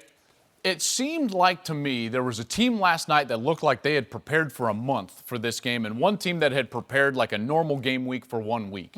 Is there at least a chance that Clemson looked at Notre Dame, all the similar opponents with that Notre Dame schedule where they face ACC opponents, and they say, you know what, guys? We're probably going to win this game. We're good enough to win this game. Let's start preparing for Alabama early, even before Notre Dame. When Oklahoma got the full attention of Alabama that whole month because they had Kyler Murray, they had that offense that could get going. That offense scored 34 points after it was 28-0. I think that there is a chance that Clemson was looking at Bama this entire break and saying, how are we going to do it? They're looking at Bama last year when they lost in the quarterfinals. Which, by the way, is why Trevor Lawrence is the quarterback and not Kelly Bryant. Yeah. I mean, Kelly Bryant's not beating Alabama. And that was proven out in the semifinal last year. And the confidence issue is, I think, a real thing. I'll go even a step further. If you go back even to the SEC championship game, basically Bama had one stretch of football between Georgia and OU where they were dominant and they went on a run late to come back against Georgia, and then the 28-0 run early against OU. If you take that stretch out, they were outscored 106-47 in the last 3 games outside of that one stretch. That's a little alarming for me. And one thing that you'll hear around the country, and I spoke with several offensive and defensive coordinators around the country over the last month or so, they will say Tua's brilliance, the wide receivers' brilliance, and the overall dominance of the players has overshadowed the fact that this is clearly, they said, clearly, quote unquote, Nick Saban's weakest coaching staff that he's had so far at Alabama. Okay. And I think eventually that caught up with him with the lack of adjustments, the lack of understanding formational offensive football, and where the pressure was coming from Brent Venables. And finally, back to the fake field goal. Nick Saban looked to me on the sideline like an overwhelmed grandfather, because he seemed like the moment had just taking him over, where he was desperate and, wait, we're 4th and 6, let's try the fake field goal. What? And the concept of it was so bad because it's too far to try. Right. Like you made the point earlier, just let Tua throw for it. If that's what you're going to do, if you're not confident fool kicking anybody. it, which I don't think he was. Okay? Just throw for it. Yeah. Because you're going to let the third-string quarterback as a holder stand up and follow the kicker into the hole. The kicker's going to be your lead blocker. Against that team? Against a safe defense, playing safe, field goal safe. Huh? If you remember last night, Skip, Alabama went for it. They punted the ball. Hurts came in. They punted the ball, got the ball at the 1. It was almost 9 minutes. Clemson never gave the ball back. They get the ball on their own 1, and they take a knee at Alabama's 5. That's incredible, isn't it? They broke their spirit. Yeah. That's the first time you can honestly say, Skip, Alabama's been broken. Alabama's broken a lot of teams since Coach Saban's been there. Clemson broke him last. Maybe the only other time was Zeke running free late against Ohio State in 2014. But I haven't seen it like you're talking about, not like that. By the way, I think it will be overblown in the next couple. I caution everyone on the take that Alabama is going to be trending down. I don't think they're trending down. They'll be right back next year. This was the right cycle for Clemson to catch them. Remember now, 28 commitments in this recruiting class. 27 of them are 4 stars or higher. The only one that's not Alabama. To Alabama, Yeah. the number 1 recruiting class in the country. The only one that's not a 4-star or 5-star, number 1 kicker in the country, and that's a facet of the game that they've struggled. They missed 9 PATs and extra points coming into the game, most in the FBS. This is the kid is Will Reichard from Hoover, Alabama. Hoover. Will Reichard. You're the kicking savior for Alabama. Will. We'll be Sleep back better next year. tonight. You can We'll be sleep back better next year. They will. Can you say the same? I'm afraid Trevor Lawrence is going to be back. That's a problem. I'll tell you who won't be back. Who? OU. Well, Kyler Murray's got another year. Maybe he comes back. Well, come on back and catch this fly. We got more of this for you. Spencer Rattler, number 1 quarterback in the country, probably going to be your OU quarterback. Thank you. There you go. Yo, Rattler. On that note, hey, the hardest part is that it's ending. It was such a fun season, and we got a couple months to wait. But good news, guys, we still got the NFL. And Aaron Rodgers, he may have a new here coach, we go. but will he make the Packers a contender? We'll discuss the latest next. No mercy. Aaron Rodgers and the Packers have found their next head coach. Green Bay will reportedly hire Titans offensive coordinator Matt LaFleur. LaFleur's Titans only averaged 19 points a game this year, which was 27th in the NFL. But last season, he was the Rams OC, and his team averaged nearly 30 a game. LaFleur's 39 years old, which is just 4 years older than Rodgers. We're joined by FS1 NFL analyst D'Angelo Hall, and this is great because you know LaFleur well. I mean, he was the QB's coach in Washington when you were there a couple years ago. So when you look at this decision, what do you make of the hire? I mean, at first I was a little shocked because I kind of didn't even know he was on the radar. You're laughing, Skip. I'm about to laugh a lot. But I mean, this guy's smart. This guy's been around Kyle Shanahan. He's been around Sean McVay, and he handles himself very well. I didn't know how he would interview, and so I kind of was, like I said, I was shocked a little bit because he is one of the more younger, fun, easygoing coaches, not real fiery and in your face. He's more laid back, kind of will let you be yourself. He's a great people person, and as a coach, I think more so than knowing X's and O's, you got to know how to relate to people, to players, especially a head football coach. But when you talk about schemes, and you talked about Tennessee, and that's what was shocking to me. Tennessee wasn't very good. But they weren't very good because they had a lot of limitations on that roster. And really, Marcus Mariota, he's not the drop back and throw it all over the yard type of guy. But he will bring innovation to that offense. It won't be stale like what they were used to doing. And I think ultimately Aaron Rodgers and him will work very well together because he is one of those guys that I think they'll be more of a friend connection than a, look, I'm the head coach, do what I say. I think it'll be a lot more of discussions taking place with those two guys because of the mutual respect I think they'll have for each other. So I like it. I mean, I like the hire. It was a shock, but I do like the hire because I know him and I think he'll be successful. Do I like the hire, Skip? I don't even know enough to like or dislike it. I mean, they're 27th in scoring. They're 25th in total offense. Tennessee last year. 29th in passing. Skip, normally you think, okay, I get it. Everybody seems to want these young, hot shot offensive coordinators. But normally they're coming for, I can see them getting Kansas City's offensive coordinator. With Pat Mahomes, they led the league in scoring. Or they get Drew Brees, or they get Jerry, or they go to Sean McVay again and get the OC.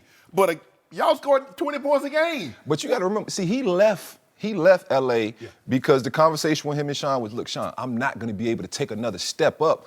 Like, people think, you are calling the plays, but I'm never going to get the credit. So for Sean to say, hey, go to Tennessee, take this offensive coordinator position where you can call the plays. And like I said, Tennessee was bad offensively. I mean, but we got to know what we're working with here. Like, you can't just judge. You got to really say, man, they were able to make it to the playoffs, well, almost make it to the playoffs. That Week 17 loss kicked them out. But for that team to even get to that point, I think it was a great coaching job more so than, man, that offense was ranked 27th. Man, but that offense probably should have been. He will have his work cut out for him, Skip, because normally I think in order for you to press Aaron Rodgers, you need to say, I work with Tom Brady, I work with Drew Brees, someone he thinks he's equal to or better than he is. You're not going to impress him by saying, oh, yeah, I work with Matt Ryan or I work with Jared Goff. That's not going to impress him. And then you don't come with the credentials because normally you show up and you got Super Bowl rings, or you show up and you work with Brady, or you work with Drew Brees, and you got rings. They're like, okay, this dude might know something. Aaron Rodgers think he's better than Matt Ryan. Aaron Rodgers think he know for a fact he's better than Jared Goff. So it's going to be very interesting to see. And plus, he's only 4 years. You know how Aaron Rodgers, Aaron, how these quarterbacks are. They know more than anybody anyway. So I should be the OC. Y'all should give me that extra money. So, could we just cut to the chase, please? Because after listening to both of you, I'm concluding Aaron Rodgers just chose a pushover to be his next head coach. A pushover. He wasn't in the room. He's a nice guy. He's laid back. He'll be more like a brother to Aaron than a head coach. Do you really think this guy's going to crack down on Aaron, and he's going to discipline him, and he's going to tell him no? He's going to crack down on the team. Yeah, is he really? Yeah. So let's get this straight. Matt LaFleur has never coached a down as a head coach in his life. He didn't coach in high school. He didn't coach in college.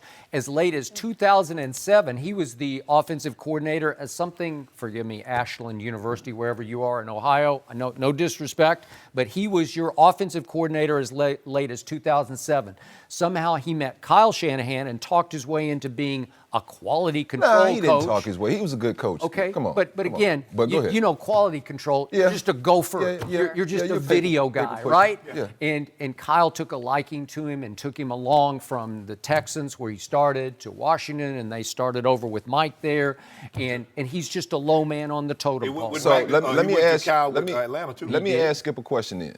What's the difference between Sean McVay getting his foot in the door and becoming who he is versus Matt LaFleur? Okay. Because he got in the same way. He got in Tampa with the Did Sean call any of his own plays in Washington? I'm not sure. Yeah, he did. He did 1 year. I thought he did 1 year. Yeah. And I thought it looked good to me, like it had success. But did it look that much different than when Jay the year before was calling it? I don't know. It didn't. It didn't to me. Okay, so you got me there. So sometimes you get lucky and you hit on somebody that works. Yeah. They're a commander of men. They got leadership skills, whatever. They got charisma, whatever. I get that. But Matt LaFleur is no one who struck you as a commanding leader. He didn't jump off the page. See, I disagree with you on that, because I've sat in the room, and you know some of these names. I'm sure you do too.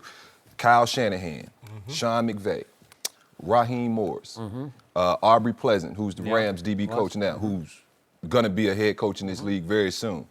And did I mention Matt LaFleur? So all those guys in the room, strong personalities, everybody's joking, talking ball, da-da-da-da. And I'm one of the old players, so I'm feeling like, one of those guys too. Right. So, and like he carries conversations. It's not little brother in the back of the corner kind of waiting to chime in. Like, he's one of the leaders of that group. And it kind of took me off guard a little bit, because I was never around them that much until that particular evening. And I garnered a lot more respect for Matt from that conversation. And that was just, we weren't even supposed to be talking ball. We just were hanging out one night together. And I was just kind of like, wow, like LaFleur can, like, I thought Sean had the juice. Like, LaFleur got some juice. For their sake, I hope you're and right. So, we are talking but we about, will see. These are the Green Bay Packers. You're right. The story, the history Titletown. It's a cornerstone NFL franchise. Absolutely. And it has one of the greatest quarterbacks ever, playing quarterback right now, still at the back end of his prime, even though his numbers have fallen a little bit. Yeah. He's been a little beat up, but he's still got some years left, right? And the whole theme of the year was, from all the media in Green Bay, is he needs somebody to sort of rein him back in and say, this is how we're going to do it, a better structured offense around him. Is Matt LaFleur really that guy? Because I promise you, Aaron met him, Aaron sat with him, and Aaron signed off on him. And in some ways, Aaron wants to run the show, because we've been hearing more and more anecdotes about how Mike McCarthy got to the point he would send in plays and Aaron would roll his eyes and scoff at it and change the play call, right? Yeah. Okay, so is that how you're going to run the show? Is that what, will Aaron just kind of shrug and say, I think I better call this play? Well, right? I'll be listening to John. I hear the play coming in, Mike. I'm like, John, I think you ought to throw that tight end. Oh, yeah. That's just me. I'm just thinking you should throw that tight end. I think at some point we all did that. You hear a call, hey, Fletch, change that call, dog. I'm tired of being in this call. All right. And so we all do that. I think with Aaron, it definitely got overblown. But, the media said that Aaron needed this particular kind of coach. And I kind of was feeling like, man, Aaron does need this kind of coach. But then to go out and hear Aaron kind of refute all of those arguments by saying, look, I tell the coach, come at me first. Because I was that kind of guy. Nah, he's too thin-skinned. Ain't no way. But that's what he said. And nobody challenged it. Because and so I have to take his word for it. There have been times I've said something on the air, and then he would win a game, and he would go about his way of letting me know that he heard what I said. Well, Shay Sharpe, no. Shay Sharpe. Look. Yes, he's listening to some of the news clippings and things like that. But to me, it never once. I think when I hear Aaron talk and talk about, hey, look, guys, come at, yes, I want to play in this game. Right. Like, if Aaron is this guy that everyone perceives him to be, he'd have sat down and said, man, I ain't playing in this Week 17 game for nothing. But what did he say? How can I expect those guys to ride for me if I don't want to go out there and play? No, I'm playing. Did they win that game? You see that performance? He looked like he didn't want to play. He looked like he didn't want to be out there. I would agree. So I got to believe that next year, if there's some flashpoint moment where LaFleur says, Aaron, we have to do it this way, that Aaron's going to look at him and say, do you know how many commercials I'm in right now? Man, stop. He's in every other commercial. Am I right? But Aaron could have probably said that to anybody they brought in there. The thing that Matt LaFleur has on his side, now Mike McCarthy got up out of here, Aaron. You already got one up out of here. His guy going to be here for a minute. Now, well, is he? Yeah, he going to be there for a minute. Yeah, he going to be there.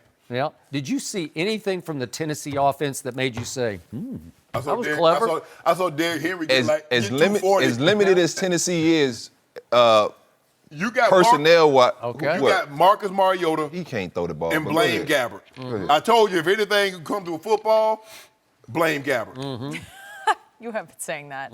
It just feels like maybe Aaron just needed to be a part of it, and it can be his thing as well. Yeah. He signed off on it, the age thing, but the pressure. You ain't say nothing we ain't say nothing when somebody ran upstairs and told their daddy what was going on downstairs. Yeah, but somebody ran upstairs with 5 Super Bowl I don't care if he had a bag of Super Bowl rings. He going upstairs. He's got a bag. Daddy. Yeah, he had earned he the messing right. with me. The daddy thing, I'm just not so sure about it. Like Jimmy Moore to me. They go to dinner. Then what did Coach Belichick do? He benched Malcolm Butler for the whole Super Bowl and cost them the Super Bowl because of it. Way to go, Bill. He texted him after wins. Daddy. Yeah. Is that like a little? Yeah, that's what he upstairs telling. He up there ratting on Coach Belichick because Coach Belichick text Jimmy Garoppolo after a couple of wins. He went upstairs and told. You know what? That should have been a fireable offense. Why you stop it? Yeah. Fireable. So my coaches can't congratulate me when I was in Baltimore. Not that way. What you mean?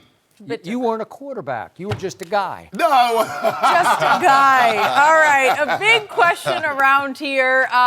The Cowboys. Is everyone underrating them? Skip, I just don't know. I'm not so sure. We're going to keep talking about them next. No mercy. The Cowboys' next playoff test will be Saturday in LA against the Rams on Fox. Dallas is coming in as a 7-point underdog despite an impressive defensive effort against Seattle on Saturday. The Rams were 7-1 at home while the Cowboys were 3-5 away from Jerry World. D'Angelo Hall is still with us. Are you surprised by the 7-point spread? I'm not surprised. If Dallas was facing a team who thought run first, I'd be like, hey, this Dallas defense, they're built to stop that run, or they've been doing that, pretty well. Maybe 7's a little high, but this Rams team is, they have Todd Gurley and he's gonna run the ball. But they want to throw the ball. Let's be real. They want to throw the ball. And they want to throw it downfield. Yes, yes. And Dallas, I like Byron Jones. I think he's a heck of a player. But I can't name too many other guys. Awuzie is he's playing at a high level. good. I got to tell you. He is, but would you like him to cover Brandon Cooks all over the field? I don't Robert mind it. Woods. I don't mind Robert. it. Well, he's going to have to do He one got or the other. Yeah, he's going to have to cover one. Yeah. And so, to me, I just think this Rams offense is going to be just a little bit too explosive. They're going to get the ball out of Jared Goff's hands initially to try to stop that pass rush. They are great at running screens. misdirections. I just think the offense is going to be a little bit too much for this Dallas defense, and we already know that Dallas's offense is kind of handicapped a little bit to where Dak, even though he's getting better, and even though I like Dak, I just think the pressure they'll apply. That hurt handicap. So they deserve to they should park in the handicap spot. They are going to take Ezekiel Elliott away. They have to. And when they do that, the ball's in Dak hands. Yeah, you got Aaron Donald. D'Angelo say handicap, so you know, like the jersey, like if you won Walter Payton Man of the Year, you got that little stick logo on there. Yeah. They say he got a handicap stick on his jersey. Really? Yeah, that was. So when the team bus pulls up in the parking lot, it deserves to take all the handicap. No. That would D Hall say. I don't know anything about that. You know what? I don't even want to go. I'm saying they got limitations. They got limitations. I want you to go, Skip. Limitations. How nice of you. I want you to I got to write this down. Hold on. Limitations and handicaps. I love it, Skip. You know, this point spread, which is shocking to me, I always try to guess them, and I thought maybe 3.5, 4, but to go all the way to 7, I think it opened even higher than that. It's just another sign of the disrespect that was heaped on this football team all year long. And I will be the first to admit, some of the disrespect was deserved because it was self-inflicted. Okay. I'm going to say again what I've been saying about this team all year long. In all my years of rooting for teams in lots of sports, I've never been more frustrated by a team I've rooted for than this year's Dallas Cowboys, because even in the same game, they can flash, to me, greatness, and then they'll flash badness. And it goes even in greatness? the second. Yeah, greatness. Really good, Second Philly game at Jerry World. They flashed greatness in the fourth quarter because my quarterback, I don't know how he did this because he can't throw, he's inaccurate. He threw for 243 yards. No, is that right? 243? 243, 17 to 20. Oh, yeah. I'm sorry. It's 243 just in the fourth quarter and overtime. He went 17 Why was the game that close? For 243. I got to process that. 240. He can't throw and he's inaccurate, but 243 Why was yards. the game? See, that's flashing greatness to me. Okay. And he is a warrior winner. And I can just show you play after play that he makes, but you look at him and say, yeah, but he's not that. He's not that. Sometimes he does it different ways. The same reason some people love Cam Newton and some people hate Cam Newton. All right. Is yes, you're absolutely right. Dak can do it a lot of different ways. To use the oldest cliche in sports, this team has shown you again and again at every turn that its glass is half full. Because you can say it's half empty. You see it half empty. You see it a full. You said 3/4 full the way you be talking. It's not that I see it half empty. I see it half full. I just see the Rams and that team as 3/4 full. And so to me, I'm going with the winner. I'm going with the winner. I'm not saying Dallas is trash and they're bum. I'm saying, yes, they do have some limitations. He said they're not trash and bums. He said they one or the other. I think I'd be lying to myself if I came in here and didn't say that. Yeah, he'd be lying, Skip. That Dak is not a guy that I want throwing the ball 30 to 40 times in a football game. If he has to, they're going to lose. And I think that's what they're going to try to make the formula. them do. That's not the recipe. But if I'm the waiting, Dallas Cowboys are an underrated physical football team. They can manhandle you in both sides of the ball at the line of scrimmage. They can wear you down and wear you out. And the Rams, in the end, are more of a finesse offense than a physical offense. And that's what scares me, Skip. I will admit that you are absolutely right. That's what was shocking when Dallas got blown out in Indianapolis.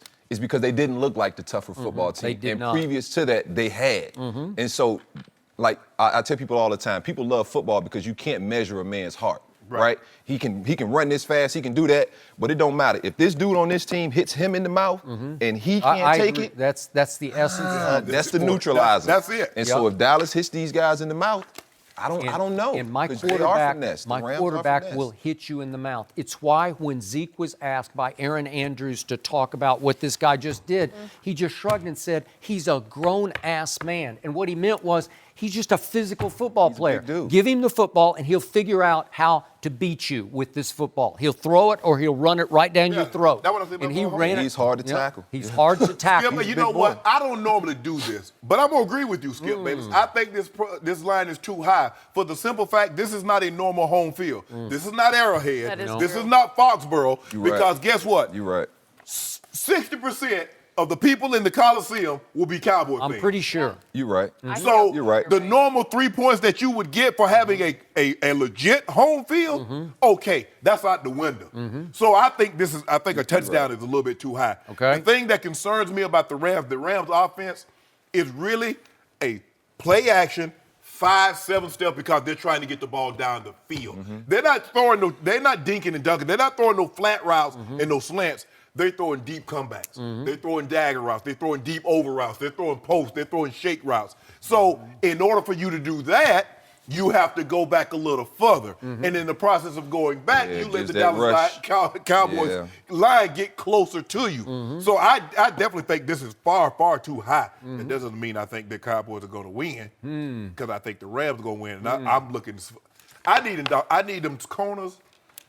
I need Peters. Peters, play your game. You're not a press corner. You're an off corner. He like to sit back there, see that thing develop. Oh, y'all in a 2-by-1. I see this on 2nd and 8. Y'all like to run. I'm going to jump there. I tell you what, if you run that tight end on this Yogi route, I'm going to pick it.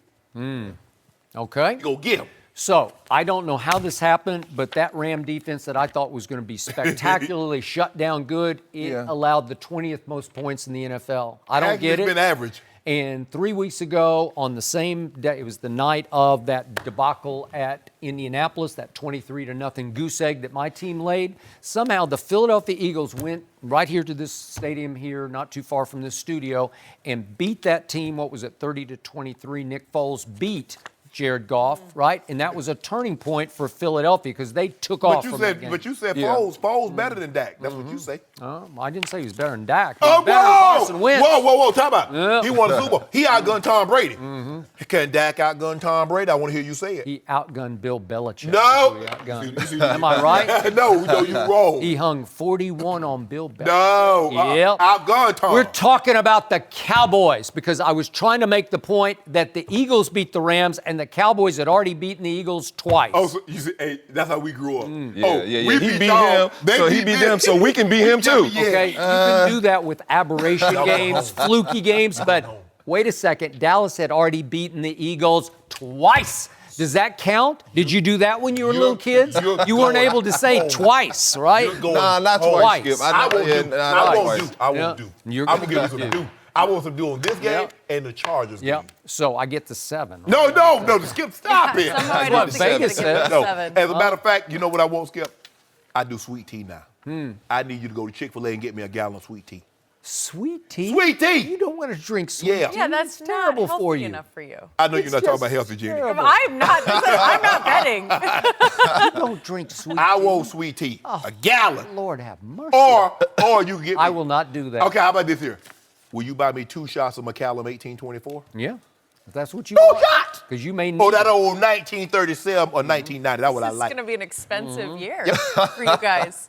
All I know is my Rams. My team is very capable of controlling the football and the clock. My defense is capable of rising and shining when you least expect it. And you say, how did they do that to Drew Brees? I don't know how they did that about football. to Drew Brees. Anything can happen any given day, any game, any play. But my team has won 8 or 9 games, and it's still a 7-point underdog. I don't know how that happened. You do, though. And you say you like Vegas. Vegas knows what they're doing. That's what you tell me all the time.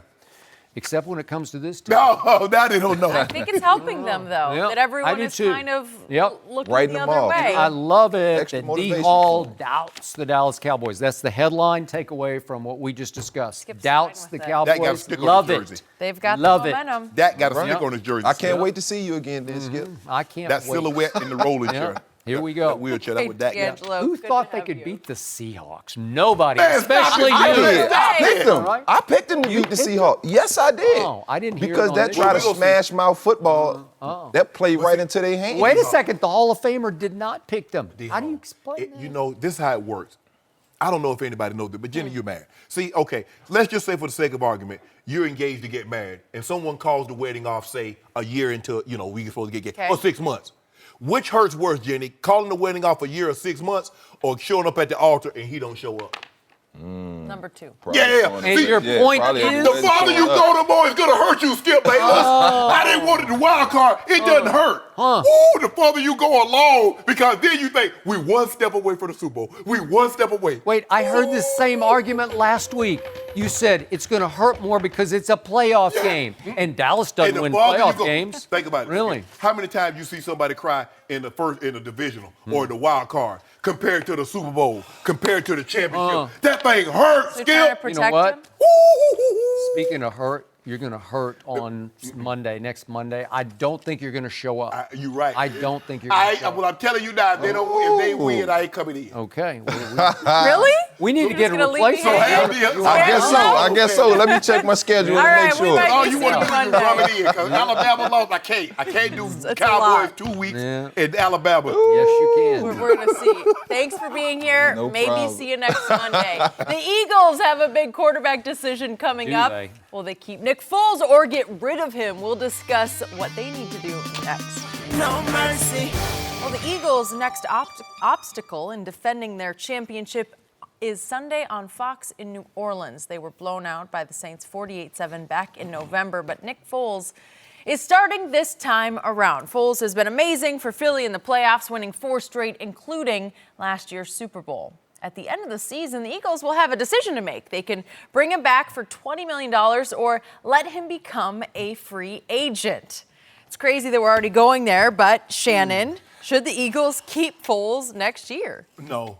They've invested too much in Carson Wentz. You know, they mortgaged the farm, their future in this young man, and he still has 2 years on a rookie deal, and you can't keep Foles. You can't keep a $20 million backup because he's not going to be the starter. And even if you wanted to, Skip, he can pay $2 million of the signing bonus that he got originally and still become a free agent. Could. I believe Nick Foles wants to start. I think he's in his heart of hearts. He's like, yes, I've won the Super Bowl. I've shown you I can do it. Now I need to find me a home. It's got to be the right home, Skip. He just can't go anywhere. He needs to find him a home and go play somewhere. But I do not believe it's going to be in Philly. I believe Philadelphia Eagles have hitched their wagon to Carson Wentz. That's why they moved heaven and earth to move up to the number 2 slot to select him, the second pick overall. And I don't think they regret that decision. Unlike the Ravens, Skip, I believe once they made that switch to Lamar, I believe once they selected Lamar Jackson, they were like, after this year, we're moving on. Yep. I do not believe they've had internal discussions at this point about do we keep Wentz or do we keep Foles. I don't believe they've had that discussion.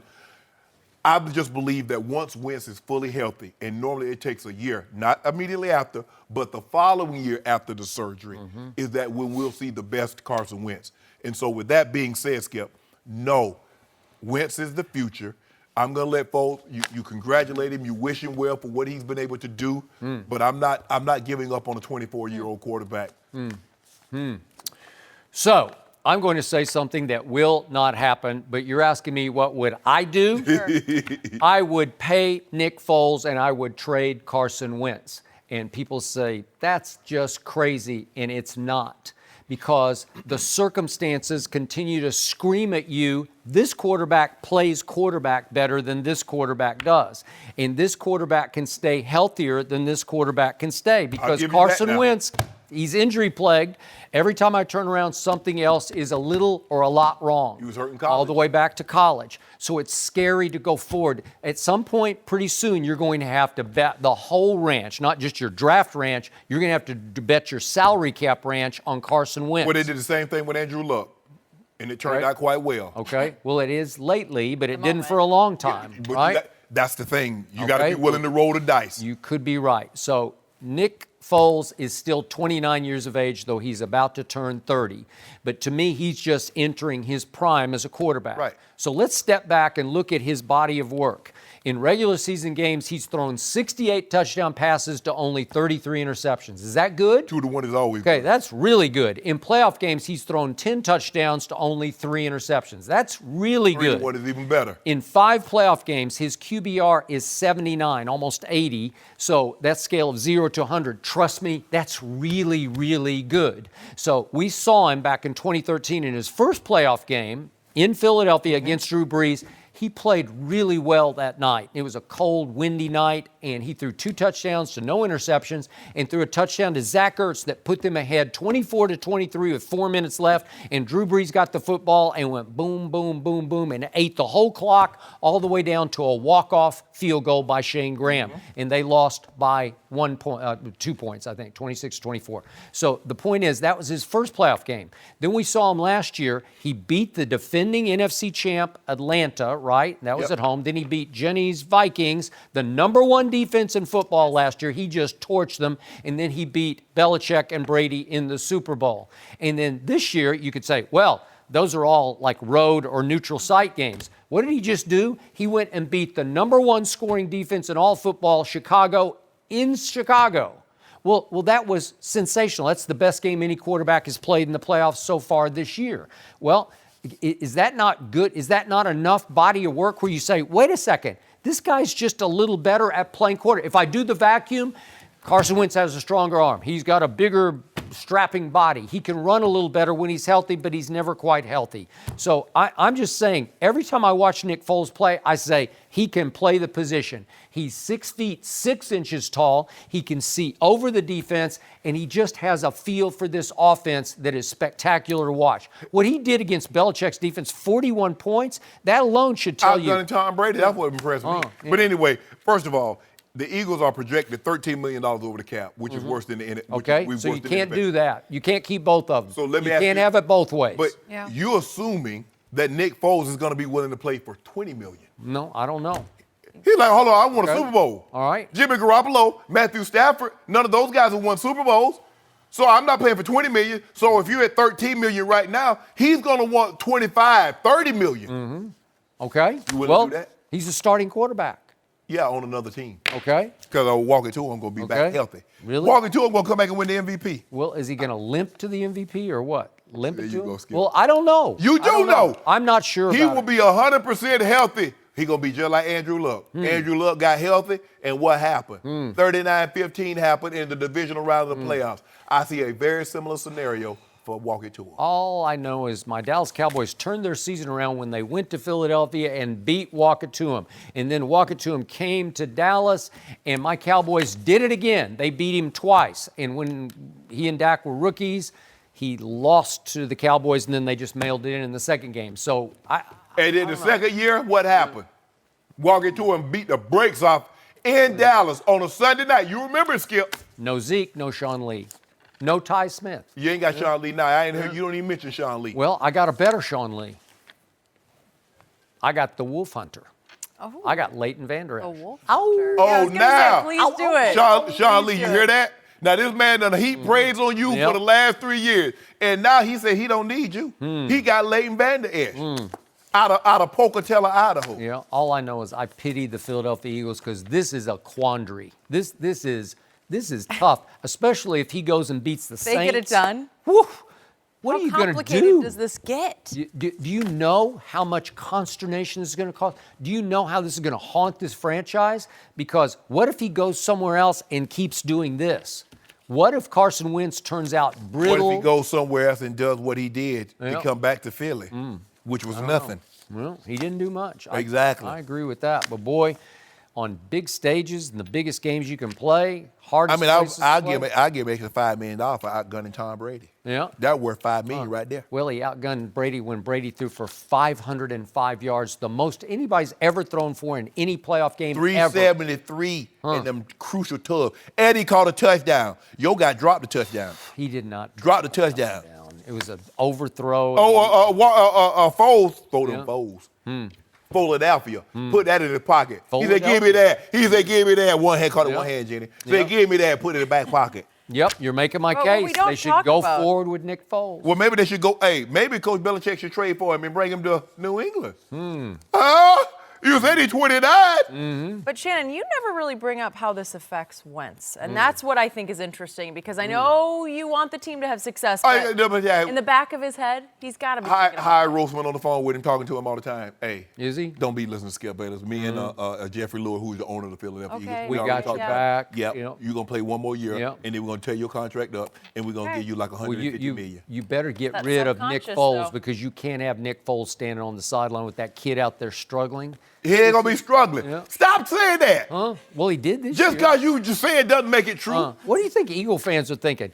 Dallas beat us twice, and it was with Carson Wentz? Well, you didn't talk about replacing Dak when he was struggling. Well, he didn't struggle that much. They Yes, went he did. 9-7. Boy, we've got a big weekend. That's struggling. Oh, I'm already excited. Me too. So many games. Come on, Rams. Okay, we are going to switch gears because King James still out. But are the Lakers back on track without him? We'll discuss next. No mercy. Let's go to the NBA. Over the weekend, Luke Walton called out Brandon Ingram and Lonzo Ball, saying they needed to play with more passion and fire. Well, last night, those two responded in a win over the Mavs. Ingram led the way with 29 points. Lonzo added 21. And the Lakers ended their 3-game losing streak. So, Skip, how impressed were you by those guys last night? Not much. No. What? In fact, as much as I love Lonzo Ball, and I like Brandon Ingram, but I love me some Lonzo, as you know. Yes, yes. I found last night at Dallas to be more of an indictment than a breakthrough. And it was an indictment of the pathetic no-show by both Lonzo and Brandon Ingram at Minnesota on Sunday. Yeah. Oh, that was bad. That As was Jenny bad. points out, they got called out by their coach because they should have, and it should have been even harsher than the words he used. And I'm sure he used harsher language behind closed doors, but without passion, Yeah. they just didn't, for whatever reason, they just decided we don't want to play. Maybe it was too cold outside. They're Stay in the gym. It's right? cold there. Yeah, it gets Not cold. not at 72 degrees. Yeah. What they play? What's the name of their arena?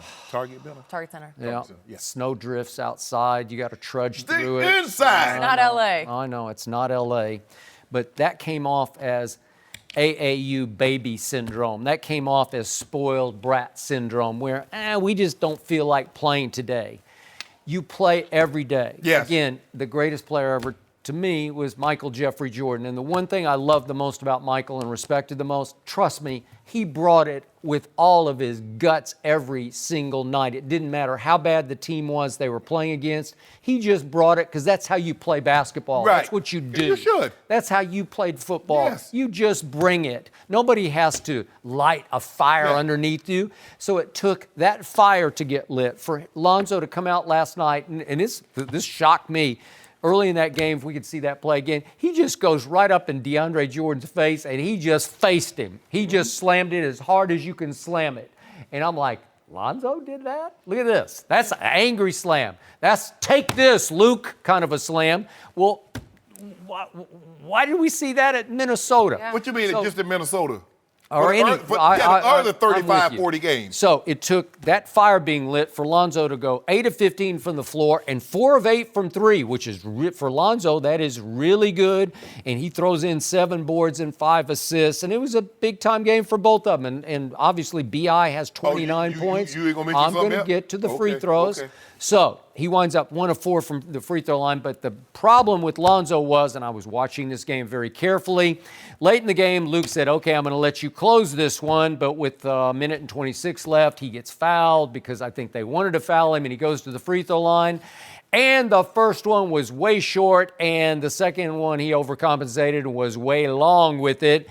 And I'm going to say it again. If you can't make those free throws in that circumstance, A, you can't play. And he got yanked immediately because you know what was about to happen. He was going to hack Alonzo.